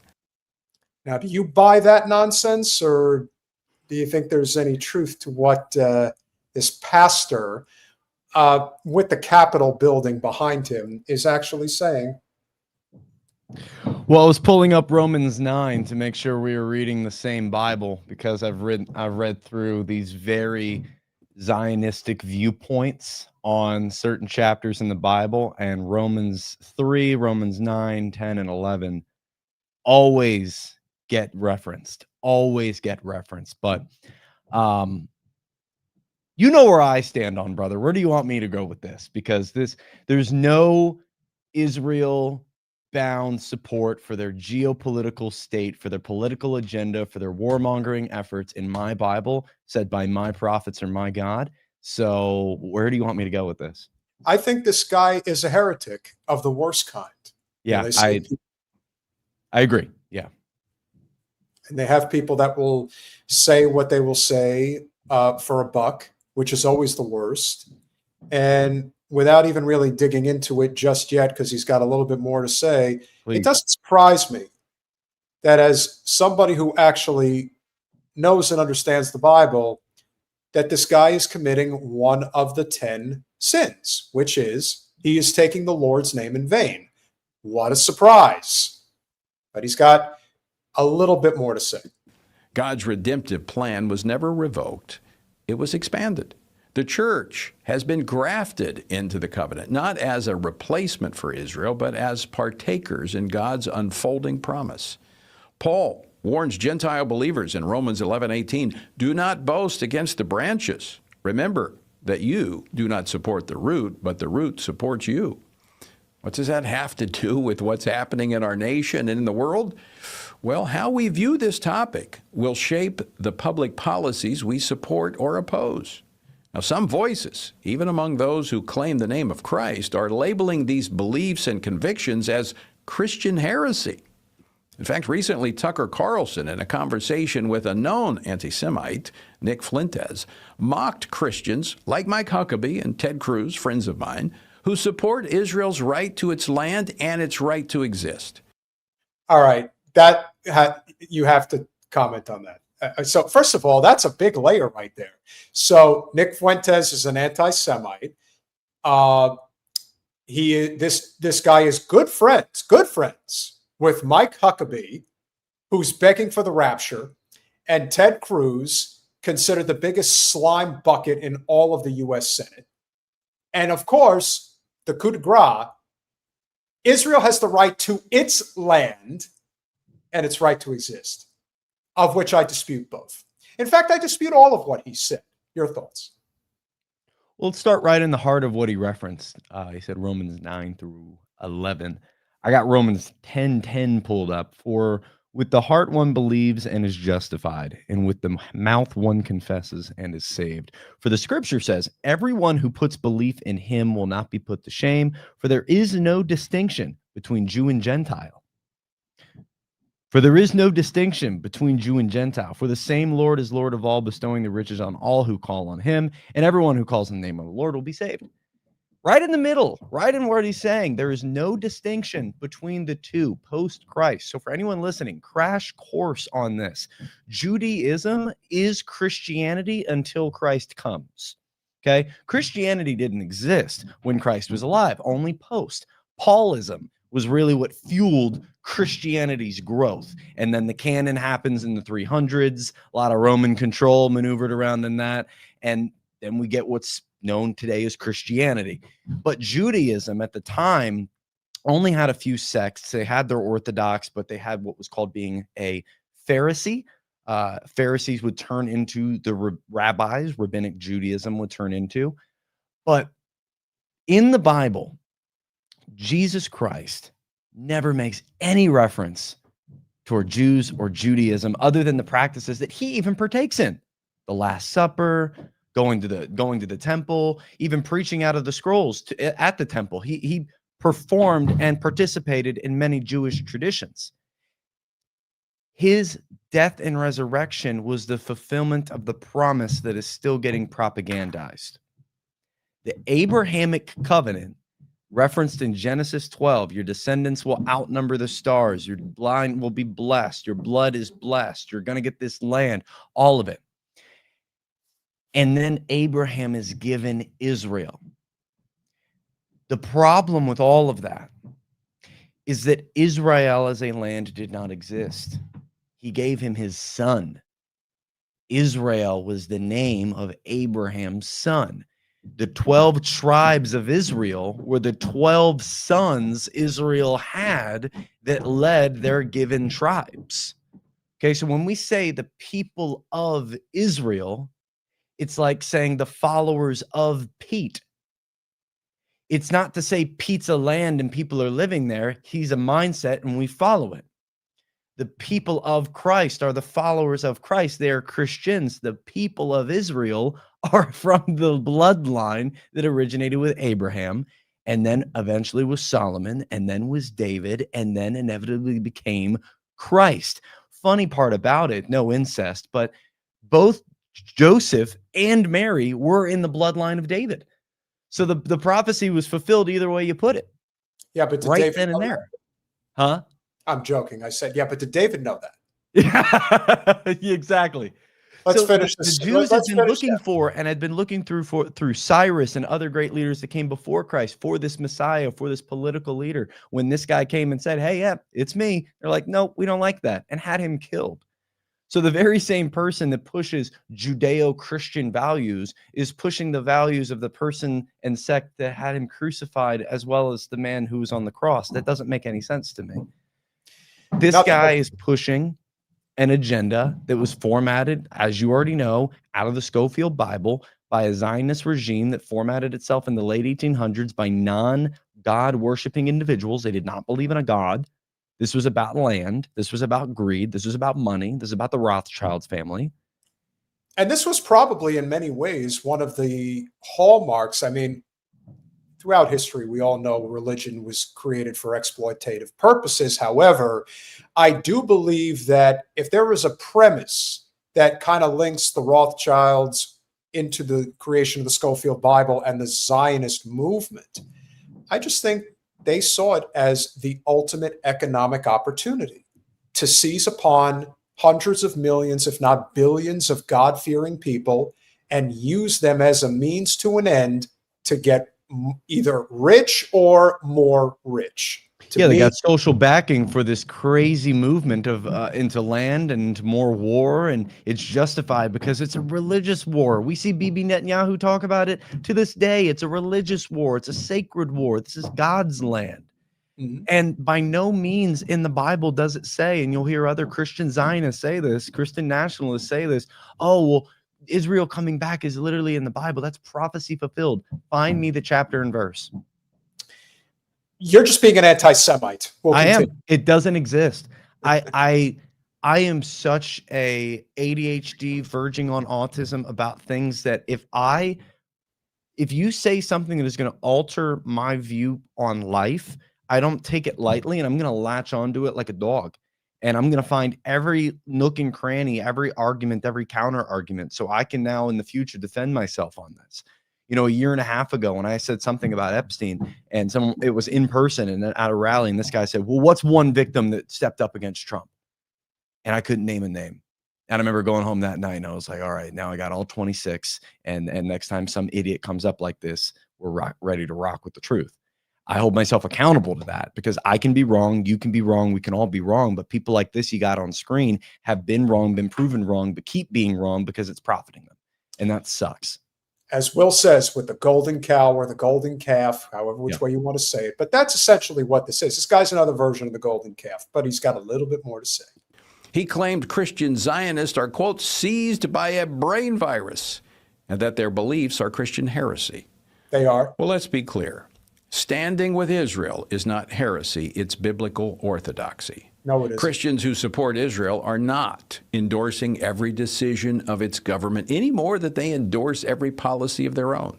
Rather, they recognize that God's prophetic promises move toward restoration, not rejection, multiplication, not subtraction. Paul didn't have a brain virus, nor did he teach a nationalistic fantasy. He articulated divine revelation. God's covenant with Israel remains intact because the gifts and the calling of God are irrevocable. The same faithfulness that secures Israel's future guarantees our salvation in Christ. Throughout history, from the prophets to the apostles to the church fathers, those who have taken Scripture seriously have affirmed this truth. God's dealings with Israel reveal his character. To deny that is to question the reliability of God himself. So, no. Christian support for Israel is not heresy. It is faith in action, anchored in the Word of God, aligned with the heart of God, and consistent with the promises of God. Promises to Israel and to all who believe. And with that, my friends, That is this week on Capitol Hill. Now pay me my money. Romans 9:6-8. For they are not all Israel who are of Israel, nor are all of the children, because they are the seed of Abraham. That is, those who are children of the flesh, these are not the children of God, but the children of the promise are counted as Abraham's seed. Meaning people who accept the promise of Christ are a part of that bloodline. Last one, Galatians 3:28. There is neither Jew nor Greek, or Gentile is a synonym. Neither is there slave nor free, nor male or female. There's only one in Christ. And if you are in Christ, geez, messed it up, then you are Abraham's seed and you're heirs of the according promise. It's not about supporting a geopolitical agenda. I don't get it. When they have a lot of money to go around, that is the byproduct of why you see preachers, especially preachers that, it was so telling that Paul would be able to stand the way that he did in front of the Capitol, giving this sermon, if you will, the hypocrisy of it all, because I truly do believe that our most important document is not the Bible, but the Constitution, if you believe in the United States of America. And I firmly believe in the separation of church and state. Absolutely. Yet this douche canoe gives his sermon in front of the Capitol building. The symbolism couldn't be more direct to say there is no separation of church and state in the religion and worldview we practice, which also includes undying loyalty and fealty to the state of Israel. So we know now, as I have been saying, and I believe this firmly, the break that is going to happen in this country from Israel in terms of the support network is not going to come from Jewish Zionists. It's going to come from Christian Zionists, because so much more of the Jewish Zionist support is financial based, whereas so much of the Christian Zionist support is faith-based. Misinterpreted scripture-based, yeah. And so the more people understand the heresy that is the Schofield Bible and not the actual Holy Bible is what will ultimately lead to the masses of sheep becoming their own shepherds of their own will and not just being taken to the woodshed, so to speak, because they've been for a long time. And I do believe that this is what's going to happen. That's my opinion. I do believe that the Jewish Zionists will continue to cling to power for as long as they can. But without the Christian Zionists supporting those efforts at the ballot box, they have nothing. Well, just look, two examples in one. Look at Mom Donnie, right? You have somebody who, by any definition, just flatly looking at his policy, has some pretty wild ideas. In the housing sector specifically, ideas I personally don't think will work. I love his idea for having publicly owned versus privately owned grocery stores. I think that's fantastic. And people getting up in arms. Oh, this is socialism. He's like, he's not getting rid of the public grocery stores. What are you talking about? And the idea of adding mental health into the scope and guidance into the scope of police work and law enforcement, I think that makes a ton of sense. And liaisons on the subway systems and the way he wants to lock rent for certain areas makes tons of sense. But let's get to the core of why this guy went from a 1% winner to now inevitably going to be the mayor. He came out against Israel and billionaires. That was it. He's young, good looking, can speak. He came out against billionaires. He came out against Israel and Zionists. He's also tall. Yeah. Oh yeah. You got to be over at least 5'11" to run for political office. He's about 6'2", I think. About 6'2". There you go. Yeah. So again, he's. But simultaneously, now I support him. I do. I hope he wins. I want to see what he does. But that's the beautiful thing about politics. You don't have to agree with every single thing a person supports. We're talking about core items here. Core items. There's always going to be fringe where we don't know 100% how's this going to work one way or another. He believes in it. I don't know. But here's the second wave of it, right? Is we have a young generation who wants to see like a sub 30, sub 35 demographic that wants to see somebody who steps out against this foreign country, right? And wants to see someone that steps up against billionaires. I think there's two sides to that coin. One, I think it's awesome that there's enough support behind that that's literally pushing a campaign. B, the other side of the coin, it worries me for future political figures that could just literally run on just that and have absolutely nothing else of smart and just run on that and win. I want to be very clear to the audience. We're not saying that you can't be tall or that you have to be tall to win political office. Statistically, CEOs and political leaders end up being taller people. It absolutely helps. There's no two ways. It ends statistically speaking. Now, David Hunter, who's a friend of the show, and he's saying, I'm a New Yorker. I stand by his stance on housing. Where I work on Wall Street, there was only 4 tenants living in a 23-story apartment building. The rest sat empty. And again, this is an example of a system that is broken beyond repair, because you're talking about a building that is probably only able to be afforded by a certain amount of people because it's so out of reach for the average person. Yet you have I've watched a few sorry, the lag is killing me. The documentary or two I've watched on this very thing, because I'm super interested in the housing element of his run, because New York is in a weird scenario. They've had rent lock laws that went in, I think, in the 70s that inevitably got repealed later on, I think in the 90s. They do it again as we exit and enter into COVID. And now we have all these buildings. For example, Blackstone even owns some apartment buildings where they have only 70%, 75% completely vacant. And they're keeping the rates where they're at because they know if they were to lower their rates to get people in there, they're locked at that rate. There are a lot of apartment complexes like the one that maybe Dave brought up where, hey, there's 4 people in a 25-person complex. Well, the landlord is in a catch-22. If they lower their rent to get people in, they're not going to make enough to cover their expenses and keep up with the building. But if they were to raise the rates and wait until someone comes in, well, when that person inevitably comes in, they'll make enough to be able to keep up with that room. And in the meantime, they can write off what they're trying to charge. So it makes sense in that regard. Now, Mamdani wants to bring in more rent freezes. I think that's going to lead to an expansion of that very problem David just brought up. Now, how that also bleeds into, they need to build more homes. They need to build more complexes. They need to build more vertically. How are you going to get these billionaires who are the ones who fund these projects in on a project that's going to be limited by mass rent freezes? I think it's an issue. But I want to get to the second side of the Mamdani thing. The second side is it has shown true colors of Christian nationalists. People who don't want him to be in his office space simply because of the color of his skin, the languages he speaks, the place that he came from, and completely mute to the ideas or the thought process or the intellect or his competition, literally being people who molest women. Like, what are we talking about? Sexually assaulting women in his own workplace? This is his competition and you're an apologist for him? I don't get it.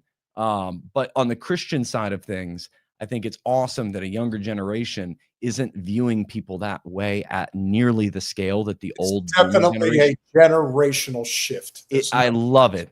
But it's definitely showing true colors of people like, oh, mama dabba dabba dami trying to run for office. Like, yo, I want to punch you through the screen. Like, people just making dumbass jokes, don't know a single thing about the policy, don't know a single thing. And I don't claim to be an expert on New York City politics. I don't think anybody should unless you're from there. But bro, let me assure you of one thing. Generally speaking, those types of men that do that shit, it's particularly men that try to use that as like a way of going after a guy. Those are completely insecure, probably unable to perform, if you catch my drift, unable to really have strong relationships with women. And that's usually how they lash out. He's young, he's handsome, he's brown. Doesn't sit well with some of those types of guys, especially the wise guys that are over in Staten Island. You know, they support Cuomo. They're supporting Cuomo no matter what he does. And then but honestly, the greatest part of his entire run, he's already won, because he has shown that the Zionist control over this country, it's cratering. And Bill Ackman especially is at a loss for words that his billionaire flexing doesn't actually work now. He's been used to it working for decades. Not working now. And now it's probably not going to work anymore, which is wonderful. So that, I would say, as much as anything, is great. If I am Zoran and I have a mandate, because I do think he's going to win in a walk, I think he's going to win very easily. He may even get 50%, which would be incredible. And if he does, he'll have a mandate and he will be able to do some stuff. The first thing I would do to solidify his agenda is to go right for the food. People cannot afford to live, and being able to afford groceries is pretty much at the top of the list for most. If you have seen the Greek billionaire that has been on with people like Sid Rosenberg talking about how, oh my God, Mondani's going to destroy the city. Yeah, you destroyed your credibility by not paying a living wage to your workers, treating them like shit, and then price gouging your customers. So you're going to get exactly what you have coming. And as a result, I do think if he leans into that right off the bat, he's going to do very well. Maybe he'll be able to move on transportation next, and maybe he'll be able to do something with housing. But the more he creates the type of city that is actually for working people, sure, some of the billionaires will threaten to leave, and maybe some of them will, and they'll go to Miami. And within a matter of months, they'll realize, oh shit, this isn't New York City. I guess I'm going to have to go back. So we will see, and he is going to win. And of course, this has been a great conversation. Guys, if you have liked Zach as a guest, and he will be back, we know our regulars, we know our favorites, make sure that you follow Zach's work over at zachary.loft on Instagram. Does some really great stuff. Final thoughts before we close for the evening, and always a pleasure to have you, sir. Final thoughts from the real estate perspective. I don't know the age demographic of watchers. My podcast, usually the male under the age of 30. I remind all the time, home ownership does not have to be the coup de grace of your goals. Home ownership is not the end goal for wealth. There are so many different things you can do, from owning bonds, owning stocks, insuring your portfolios with things like gold, silver. We talk about all these things all the time, and I think that this entire generation is very downtrodden by this economic scenario. Housing used to be close to a right. It used to be an accessible American dream for a shelter and a young family. Today, it's not nearly as such. So I would continue just to say to keep your heads up, take care of your body, take care of your brain, take care of your relationships. That's what matters most. And if you have a religious word of truth, pick it up, read it. But Pete, thank you so much, friend. Anybody under the guide of your voice I know is going to be better off for it. So thank you for doing this, man. And I am happy to be a regular. Keep fighting the good fight, brother. We will be talking again soon. And welcome to the holiday season. Enjoy it. Yes, sir, man. You too. Have a great one. Talk to you soon. Talk to you. So that was fun. And I think we all got a kick out of it, as I'm sure you guys who are here are supporting this effort of our channel to continue to grow. And these conversations will continue as we go forward. And the audience has been great this evening. And of course, we want to give a big shout out to those that are here supporting. Remember, if you are so inclined, we would really appreciate it if you went over to patreon.com/revolutionary change. For as little as $5 a month, you could become a supporter of our small but mighty and growing channel. And we've had a handful of super chatters that have entered in this evening. Sander Clegane, I guess that's how you say it. We'll say Sander to get it right. Thank you for the 20 New Zealand dollars. I don't believe in tipping either. You know what this is? It's the sound of the world's tiniest violin playing a tune just for you. Thank you very much for the contribution. Jim Taleb with the $5. Always a pleasure. Thank you very much for your contribution. Shaitan Dandon, thank you for the $1.99. Will you pontificate on Cenk and Randy Fine? I'm actually saving that for Monday with Jen. That's going to be a good one. $10 super chat from Piano Man. Always great to see you, my friend. Thank you very much for your support as always. We do have our regular supporters, and we really do appreciate them. Libertarian Social Democrat, thank you for the $1.99. Did you see Privileged Zio Katie Miller threaten Cenk? Yes, I did. We're not going to cover the topic, but here's one little caveat I'm going to share with you guys for Monday that you may or may not know. Katie Miller, who is married to Stephen Miller, is actually from Weston, Florida. which is where Debbie Wasserman Schultz lives as well. You can't make this up, people. Birds of a feather sure do flock together. Noah Linden with the $5. Thank you very, very much. A few years ago, Tim Pool argued citizens should be able to purchase and use nuclear weapons. Not sure why anyone still takes him seriously. I don't take him seriously. I see through what he's doing. And of course, I hope everybody else does too. Libertarian Social Democrat with the $1.99. Tim's grift is so bad that he forgets he is half Asian. Well, that's funny. I'll give you that one. Yes, well, I guess he would declare his Asian affiliation when it's convenient for him. That, I would say, is probably, just based on the moment and what he needs versus what is convenient. And a $5 pound donation from Patman67 just to hear my name. Patman, thank you very much. Would you like me to say it with an Irish accent as well? Patman67, supporting Palestine. Unlike a lot of the members of the UK, they don't know any better. But we appreciate you being here. Cheers overseas. And I, of course, appreciate each and every one of you guys that are here this evening. And we are going to have a couple of more segments before the night is out. We certainly hope that you are enjoying it so far. And yes, as you can see, I am Mr. Pink from Reservoir Dogs. I wish Colin was here right now that we could play a little bit of a tune directly from Stuck in the Middle with You. I don't know what the copyright laws are at this point, and Lord knows our channel is already in enough trouble as it is, so we don't want to keep getting into trouble, but I just can't help myself. When I talk about stories that I want to cover, and I know that it's probably not good for the algorithm, but Lord knows we've got to cover them because they're important. No, I am not. I am actually wearing a good pair of jeans. I did the whole ensemble for this event. I really did. I went all out. So I'm trying my very best. And speaking of which, we are now going to go into a very important discussion. This is the main conversation of the evening, so buckle up.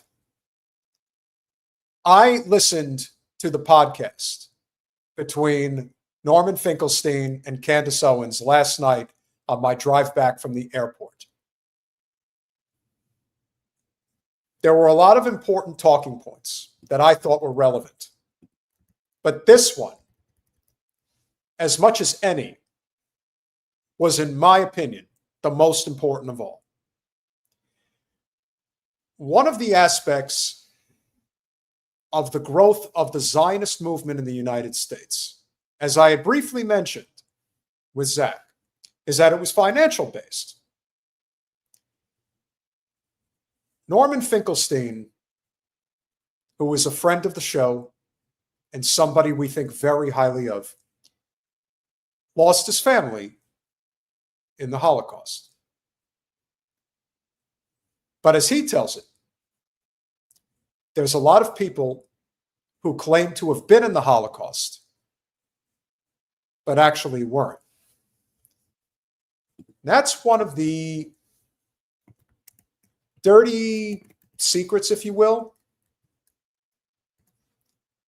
And one of the leading figures of the Zionist movement post-World War II was a man by the name of Eli Wiesel. So Candace and Mr. Finkelstein get into this very hot button topic, but very relevant topic in terms of the origins and growth of the post-World War II Zionist movement in the United States. There are two crucial facts. One, I don't consider it crucial. The estimates by the best historians are between 5.2 and 5.4 million Jews were killed. It doesn't make much of a difference. Let's say it wasn't, but let's say it was 3 million. That doesn't make it better, obviously. Okay, but the estimates are between 5.2 and 5.4. Now, coming to your question.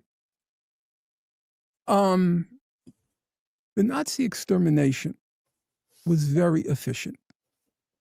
You can use a slur and say it was done with German efficiency. And to some extent, there's a truth to that. You know, what makes a cliche is it's most of the time true. What is a generalization? A generalization is something that's generally true. What's a stereotype? A stereotype is a generalization that you don't like. If you say Jews are smart, Jews like that generalization. If you say something else about Jews, that's a stereotype. But the Germans carried out the Nazi extermination with great efficiency. Why is that important? There were very few survivors. Now, Candace, I'm not trying to, I don't have an axe to grind. I'm just telling you factually. You take my mother. She had 2 sisters and a brother. They were exterminated. She had a mother and father. They were exterminated. My father, I don't know the details, but I know for sure he had 1 sister and 1 brother. These are taboo subjects in my home. Can't talk about them. So I don't know the details. I know they were wiped out. One of the reasons I wasn't bar mitzvahed, I did not have a bar mitzvah. And do you know why? I mean, there are many reasons. My parents were resolute atheists. But one of the reasons was there was no one to invite. You see, a bar mitzvah is a big family event. The cousins, the aunts, the uncles, and so forth. Of course, the person being bar mitzvahed invites his or her friends, or it's his friends. The person being bar mitzvahed or bat mitzvahed. But the big thing, it's a family occasion. There was no one to invite. There was no one to invite because the Nazi extermination was very efficient.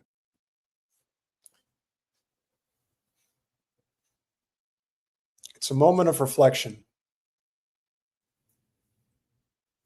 And from Norman's perspective, as he said, the Holocaust was not talked about in his home. It was rather a chapter of the world that one would have to put aside in order to be able to avoid the grief of having to live through that. And so you can understand why, of all of the Jewish voices in the United States, that is against the state of Israel, and especially against their genocide, he's probably the most prominent of them all. He lived it. He's still living it. And the Zionists are desecrating his family's memory in the worst ways possible.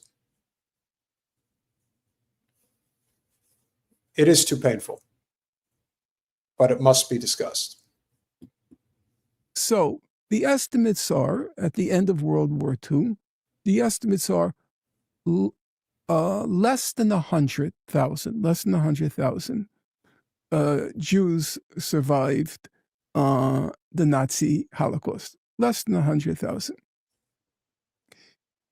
So that means, where did all these survivors come from? Everybody claims there was a period when the Holocaust industry was in full, was very lucrative. There was a period where everybody claimed to be a Holocaust survivor. Yeah. And that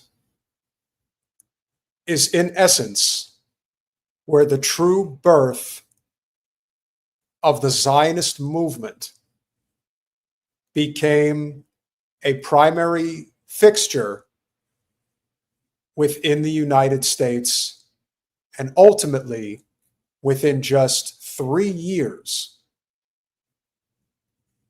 the creation of the State of Israel commenced. It also marked the creation within that year of the Central Intelligence Agency. There are no coincidences. This was always a plan. think of as an example, post 9/11, the passing of the Patriot Act.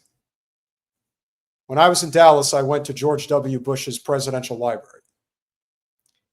Patriot Act was featured prominently in what was a not so very large presidential library. But I will say this. Most of the things that we see that come to fruition were passed as a result of a cataclysmic circumstance. They were always there, salivating for a chance to get it done. And now they had their chance. And so, post-World War II survivorship, claiming, or in this case, what I would consider a form of stolen valor, very profitable, as we will continue to hear from Norman. That's kind of what I'm getting at. Yeah, they all claim to be Holocaust survivors. They weren't Holocaust survivors. There was a person who... I actually think they were, but I fear they were survivors of another Holocaust that was going on at the same time, and they may have been, in part, executing it, which is a question that Alexander Solzhenitsyn writes, which is, where did all the Bolsheviks go? And I think, and this is again a theory, while we're allowed to think, well, this is a good opportunity right now to take on the identity of people who perished and just rewrite history of ourselves as the victims. And when I saw that Nicholas Gruner story, I was like, that's so terrifying, because it's required reading coming up in schools. You have to read the story. There's tons of Holocaust people that we could be reading your books, talking about your parents and what they lived through, and they picked this man. And look, I will get to the Elie Wiesel. I know it well. In fact, I'm not trying to promote the book. It came out 25 years ago, but I write a lot about Elie Wiesel in the book. Okay? So, I remember my father, we both knew a person who had that tattoo. The only place there were tattoos were Auschwitz. Auschwitz, yeah. It was the only camp where they had the tattoos. And I said to my father about this person, and my father had the tattoo. I always knew the number. It was like 028128, something like that. I had memorized the number, but now I've forgotten it. I said to my father, I said, do you think he was in Auschwitz? And my father said, no. And my father was not a conspiracy person. Yeah. No, he just said very matter-of-factly, non-judgmentally. He just said no. And I said to my father, I asked my father, so where did he get the number? And my father said, and I'm quoting him now, he said, well, after the war, some people took it off and some people put it on. I know there's not many moments of levity to actually have a chuckle, because there's nothing funny about claiming you survived the death camps when you didn't actually survive them. You just claimed that you were there. As one of the members of the chat mentioned, Elie Wiesel apparently is somebody who doesn't even exist. The person who claimed to be him stole that person's identity to use it for their own financial and political gain after the war was over. So that should not come as any surprise. And if Wiesel was doing that, you can imagine there were many others that did it too. But he didn't say it as a joke. Yeah, he's just like, this is the incentive here is to have one. Yes, yeah, it's bad. yes. It's incentives. It's incentive culture, obviously. I So, talk about this as welfareism. If you're going to incentive bad behavior, people are going to do it. Yes, I without going into that because that was on tangent, but yes. And my father said very matter-of-factly. So my mother used to get very frustrated because even more so than my father, she could never let go of what happened to her family. She couldn't let go. And there was something that really more than grated on her when people who didn't pass through what she passed through claimed to have passed through it. And she once exclaimed in a kind of bitter irony. She said, if everybody who claims to be a Holocaust survivor actually is one, who did Hitler kill?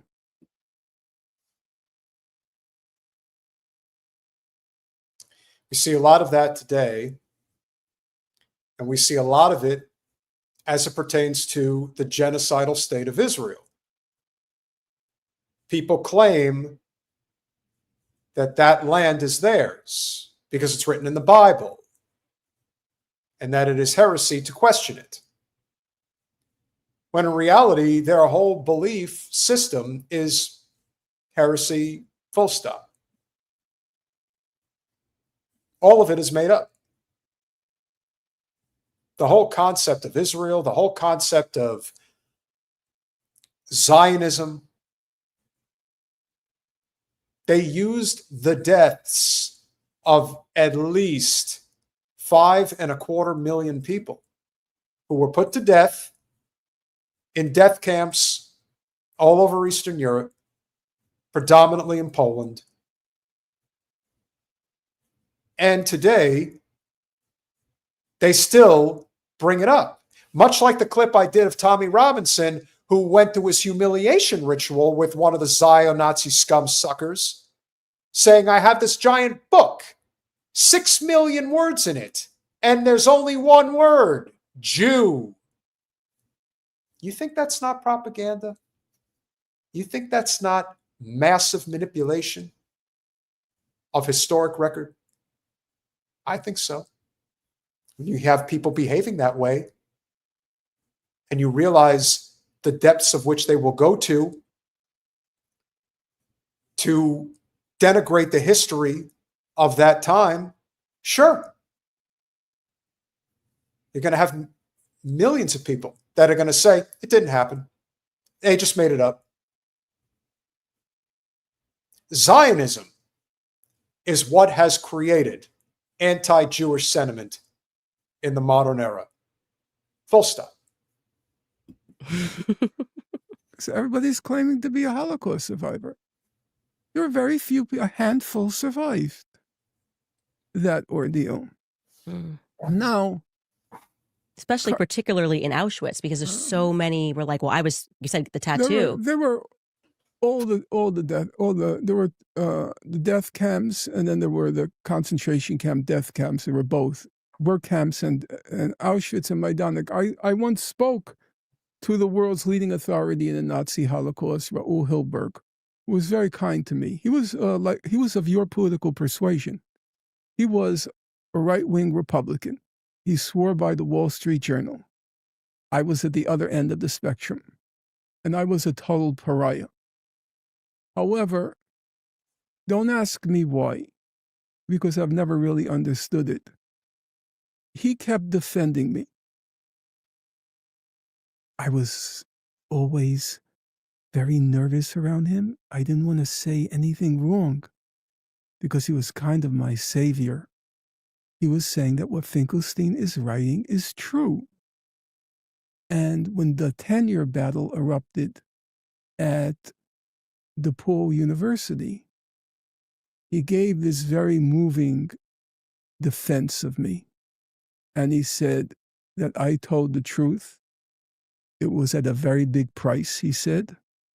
But he said, in the history of those writing about history, Finkelstein's place is secure. In any event, I once asked him, he lived in Vermont. He taught at the University of Vermont. He was very much his own person, so he could never get a job at a top university.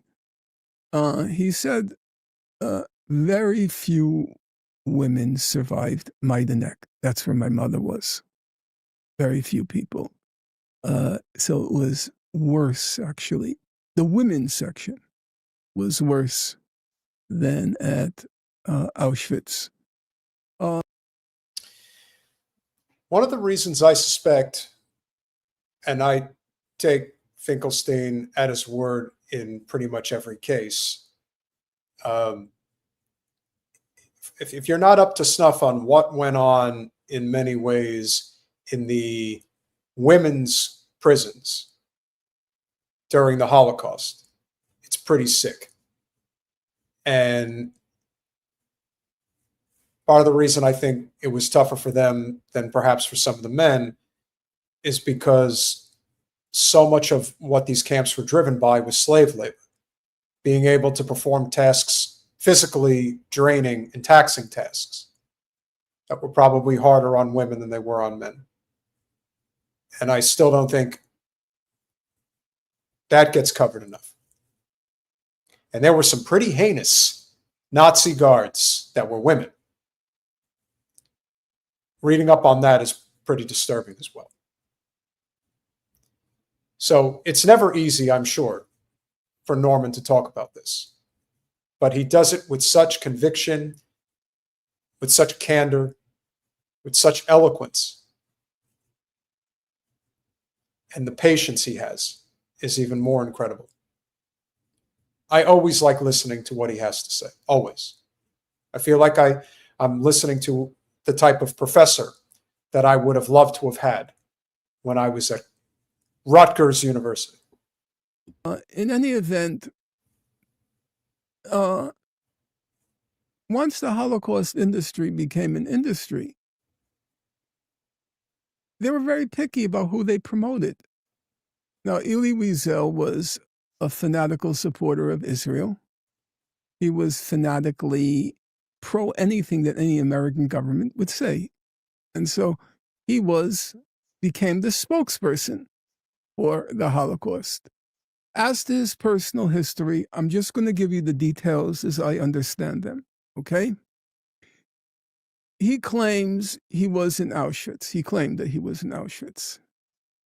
And he describes in the book Night, he describes some scenes which Raoul Hilberg, the person I mentioned to you, from the person who defended me and for reasons which still remain, except integrity, which is so rare. He was the chief historian for the Holocaust Memorial in Washington. Elie Wiesel personally picked him because Wiesel knew his stuff. And he said there were certain scenes that Wiesel describes in Night that occurred at Auschwitz. Hilberg said they could not have happened. They could not without question, happened. They didn't happen. You And read Nicholas so Gruner, yeah. It's like, when Wiesel was confronted with Hilberg saying they happened, he doubled down and said they did happen. Wiesel, I knew some, not many, I knew some first-rank Holocaust historians, and they told me he was deported in 1944 from Hungary. That was one of the last deportations from Hungary. And he maybe passed through Auschwitz en route to a labor camp. That may have happened, according to the people I talked to. But there was clearly, I discuss it at some length in that little book. Wiesel figures not in a cameo role, but he has a major, he's a star of the Holocaust industry. yeah, I mean, I'm glad that I put Nicholas Gruner on your radar because he just knew the guy. He literally stole his identity. I mean, it's a crazy. I remember, he knew him because obviously when you're in a camp together, and he was like just so excited to re-meet someone who had this experience with him and described the march, everything. And Candace is bringing up a good point. Stolen identity is a lot more common than people realize. And especially if you're going to steal anybody's identity, why not steal somebody's identity that could help make you very wealthy? And so Weitzel did, probably as effectively as anybody, stole the identity, likely. Again, I'm going based on what Norman's saying, for political and economic gain. I mean, it's that simple. So does that really surprise anybody? I mean, we know that Zionism is built on a lie. Why not compound it even more and have it built off of the backs of those that were mass murdered? Makes a lot of sense, guys. You know, the soles of his feet. And he just was like, what he did was the real person wrote the manuscript, and this gypsy just took on his identity. And when he describes that moment of being on the plane, what am I going to say to him? Like, we haven't seen each other. And then, like, could you imagine being confronted and going, wait a second, you're not Norm Finkelstein. You're not Norm. That is, and he said, but he had cameras ready and they like shook hands. And then he even said, what's even crazier is the real Holocaust survivor spoke Hungarian. Well, that is and Ely couldn't speak Hungarian at this time when this happened. And so he says, let's speak in English.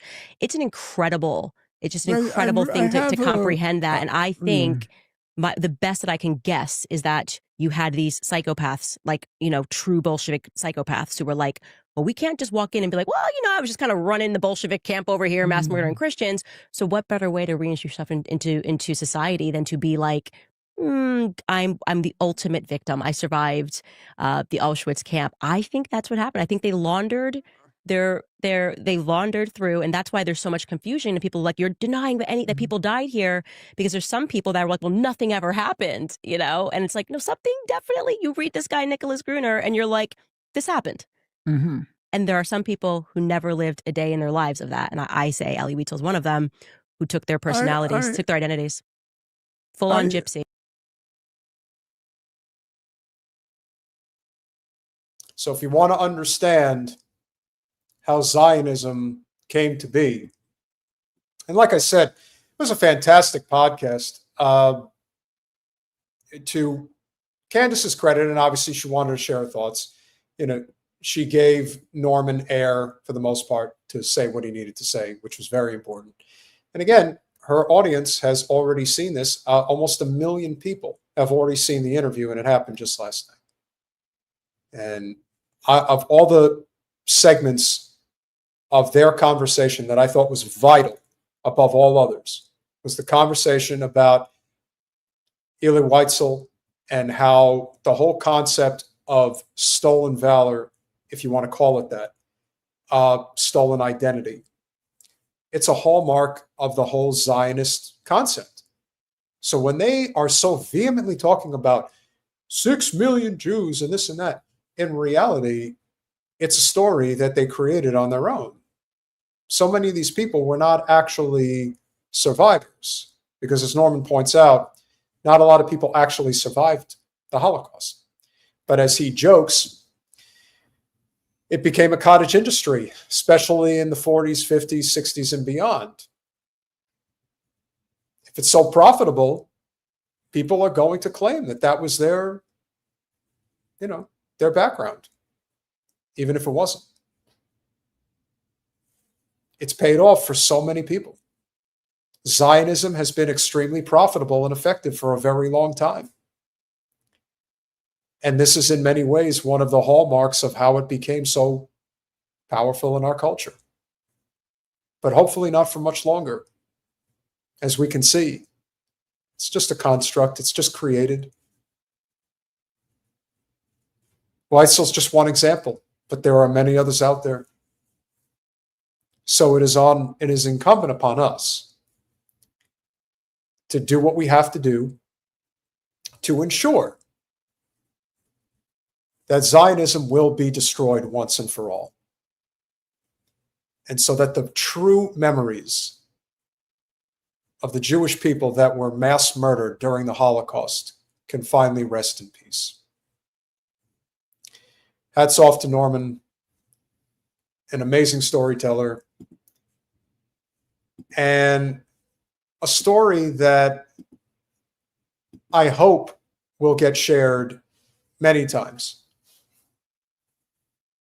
Like I said, I listened to the story last night, and it was the one that truly stood out during their interview. Said, yep, this is it. If I can only if I could only clip one part that I feel that people really need to hear, this is the part. Because it is in so many ways the hallmark of Zionism. It's all made up. All of it. It is the complete rewriting of Judaism in the worst way. That's why Jen is so adamant about the separation of Zionism and Judaism. And why when people claim that it's the Jews and they don't actually dig into what that really means, the blanket statement of not addressing where the issue really lies, that's what the Zionists want you to do. They want you to make it a Jewish thing. That's the only way they survive. If you make it a Zionist Jewish thing, they won't survive. It's proof. So let's keep fighting on the front lines of a populist America First message that involves removing the state of Israel from the stranglehold it has over our country. And one would say, we are Israel, they are us. For the ruling class, that is the case, but not for us. We, the people, will take our country back. That's our goal. One final story I want to cover, because I've been telling you guys that I would, and I have been adamant about the fact that the cover-up in Charlie Kirk's story is going to continue, and it will get worse, but we must keep peeling back the onion. They are trying to force through this Patsy Tyler Robinson case as quickly as possible so they can put it all behind them. But there's just one too many inconvenient truths about what actually happened on that fateful day, September 10th, at Utah Valley State University. And perhaps the biggest enigma of them all, who the hell is George Zinn? And why the hell has he been seemingly involved in a lot of different key points regarding the state of Israel and the connections that they have to these catastrophic situations, whether it is Charlie Kirk's assassination or even 9/11. But it goes much deeper than that. And leave it to our good friend James Lee of 5149 to explain why. The keys to finding out the truth about who actually killed Charlie Kirk is this man, George Zinn. On the day of Charlie Kirk's assassination, immediately George Zinn gets up and says, I did it, and he kind of gets dragged. Well, he told multiple nurses and doctors that he did it because he was being paid to do it. Why would he do something like that? Did someone pay him like Candace is claiming? And if so, who? I was born in Athens, Greece. Were you really? Yeah, I was adopted when I was a year and a half, so I'm actually a naturalized citizen. You grew up LDS, right? Yeah. And but didn't go to college. I did. Yeah. Okay, I went to the. Yeah, I consider myself an alumni. Well, here's something interesting: FBI, CIA, NSA, BYU. Members of the Church of Jesus Christ of Latter-day Saints have long been rumored to be special targets for recruitment in government intelligence and security agencies. Now, why is this an interesting connection when it comes to somebody like George Zinn, who's no Howard Zinn? Well, the rumor, again, not verified, but the rumor is that the Patsy was also part of these clandestine training operations through the LDS. Interesting. I'm sure a lot of you already know that. Here is a CIA document that I found substantiating some of those claims. Okay, in the document it says, Office of Personnel Representatives travel to BYU, Brigham Young University, to recruit and meet with senior officials of the Mormon Church to discuss agency recruitment of church members. Did you go on a mission? Yeah, I went to Virginia. Mm-hmm. Virginia? Yeah. What mission in Virginia? Virginia Roanoke mission at the time. Mission in Virginia. I wonder what else is in Virginia. Anyway, I'm sure that location was a coincidence yet again. Also, another fact, the CIA has been known historically to recruit from missionaries, which they say has received some pushback from LDS Church in more recent years. I guess they really didn't appreciate the CIA coming in and infiltrating their community, but that's another story there. For our purposes, in terms of George Zinn, we now have 2 points of possible intelligence recruitment: his time in college and also his years as a missionary. Now, let's assume all of this about George Zinn is true. And remember, Howard Zinn is Jewish, so the presumption right off the bat was that George Zinn was Jewish as well because of the last name Zinn.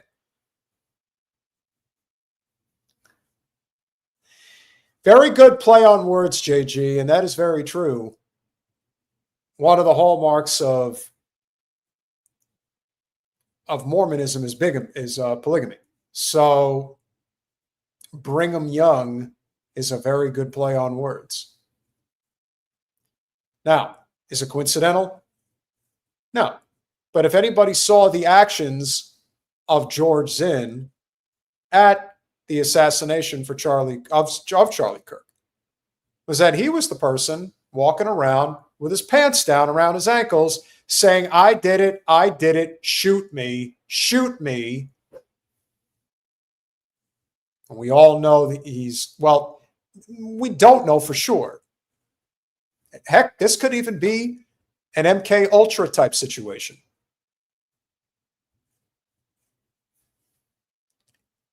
So why isn't George Zinn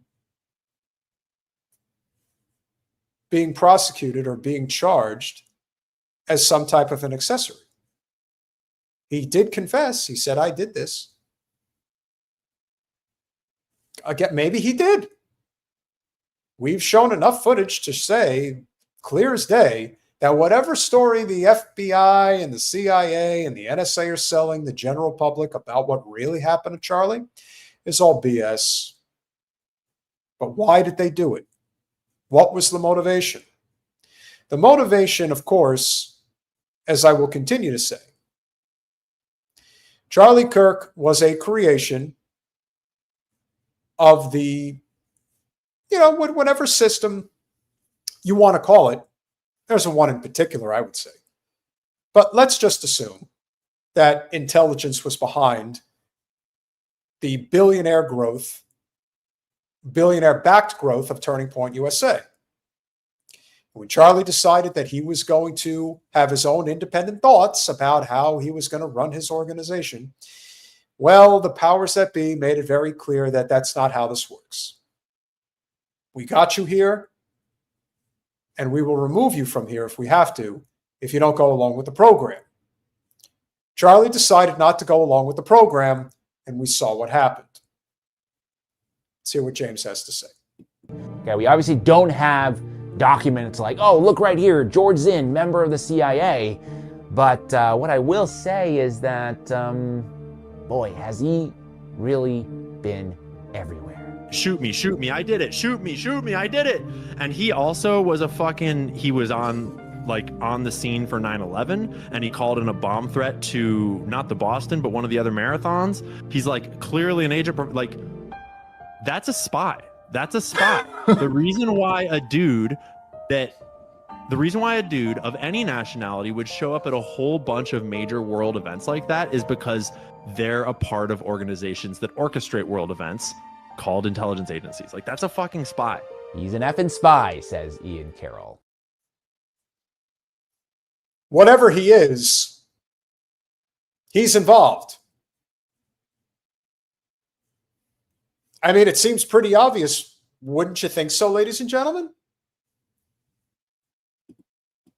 Whoever George Zinn is, whoever he is, he could be a patsy, could be one of many. But if there is anyone who for a second doesn't think at this point that Charlie Kirk was not assassinated because he dared question, or I think the more appropriate term would be, he bit the hand that fed him for so many years. He didn't just bite it. He bit it all off. He bit the entire thing off and said, now I'm going to go on my own. But that doesn't work. Doesn't work that way. So since he didn't get his mind right, they decided to come at him with everything they had. And that included a full court press in the Hamptons. But as the text messages from Candace showed, he understood that he could be at death's door for questioning and challenging the Israel lobby and its control over Christian Zionism in the United States, of which Charlie led millions. He decided he wasn't going to do that anymore. And the next thing you know, he's gone. So when people like George Zinn pop up, and apparently have been at a lot of other events, including the Boston bombing and 9/11, I know the puzzle pieces don't fit perfectly, but they sure look like they do. Smash that like button, share, subscribe, do all those things that we ask you to do. For the final time this evening, consider going over to patreon.com/revolutionary change for as little as $5 a month. You can become a supporter of our small but mighty and still growing channel. As I mentioned earlier, we are still heavily suppressed, and right now we have been given another body blow by Google. We got our first copyright strike, so we have to be careful about the content that we put out there. In addition, we've been shadow banned substantially. So for those of you that are watching tonight, you probably have sought out our channel, which is wonderful, and we're very grateful for you being here. And with that being said, any amount of support that you could provide goes a long way, but the least we can ask is that you smash that like button, make sure you are subscribed, and share the stream. We'll have another clip dropping in just 15 minutes. Make sure you check it out, like it, comment on it, like other people's comments. That helps a great deal. We got a copyright strike for covering Hind Rajab's mass murder of her and her family at the hands of the IDF, as well as being led by the U.S. soldier Sean Glass. We told the truth and we got a copyright strike. That's what happens. Is that going to change how we do business? No. As I said, this is not our career. This is our passion because we care. And if you care about what we're doing, help us out in any way that you can. If you can contribute, fantastic. If you cannot, there are many other ways to contribute that doesn't involve monetary exchange. Make sure you're subscribed on Rumble because that helps. We are Revolutionary Change on Rumble. That helps too. Hitting that like button really helps. Commenting after our live stream ends is going to help as well. Sharing the stream will help too. Watching the clips, commenting on the clips, liking the clips, sharing the clips helps a great deal too. Eric, if you've hit the subscribe button and clicked the bell, that will help too. Now, sometimes people click the bell and are reminded that the show goes on, and then sometimes the bell is removed. But usually if you are subscribed and you click the bell, you will get a reminder of when we go live. I don't believe you'll get it for clips, but for the live stream, you will get that. So that is the bare minimum. And if you could do any more, that helps out too. Cheetah, thank you for the $5. Great show. Free Palestine, free Sudan, free Sami Hamdi, free the U.S., free the world from Zios. We are certainly working on it, my friend. JG, not to be outdone, thank you for gifting a Revolutionary Change membership. It really means a lot. Zilzi, thank you very much for the $10 super chat. Really appreciate you very, very much. And Mountain Hours with the 10 Canadian A super sticker. Really appreciate it. I love your profile picture, wherever that is. That looks like a great place to go hiking. I'd like to go there. So with that said, we hope you all enjoyed the conversation this evening. I did my best Steve Buscemi impression. I hope you guys liked it. I hope you guys will join us on Monday night for Revolutionary Change. We've got lots of wonderful guests coming up. Jen will be here, so don't be square. Smash that like button, share, subscribe, do all those things we ask you to do. We love you all. We appreciate you all. Free Palestine. Hope you had a great Halloween. Season's greetings as the holiday season is officially underway. And free Palestine. We'll see you Monday. Good night, guys.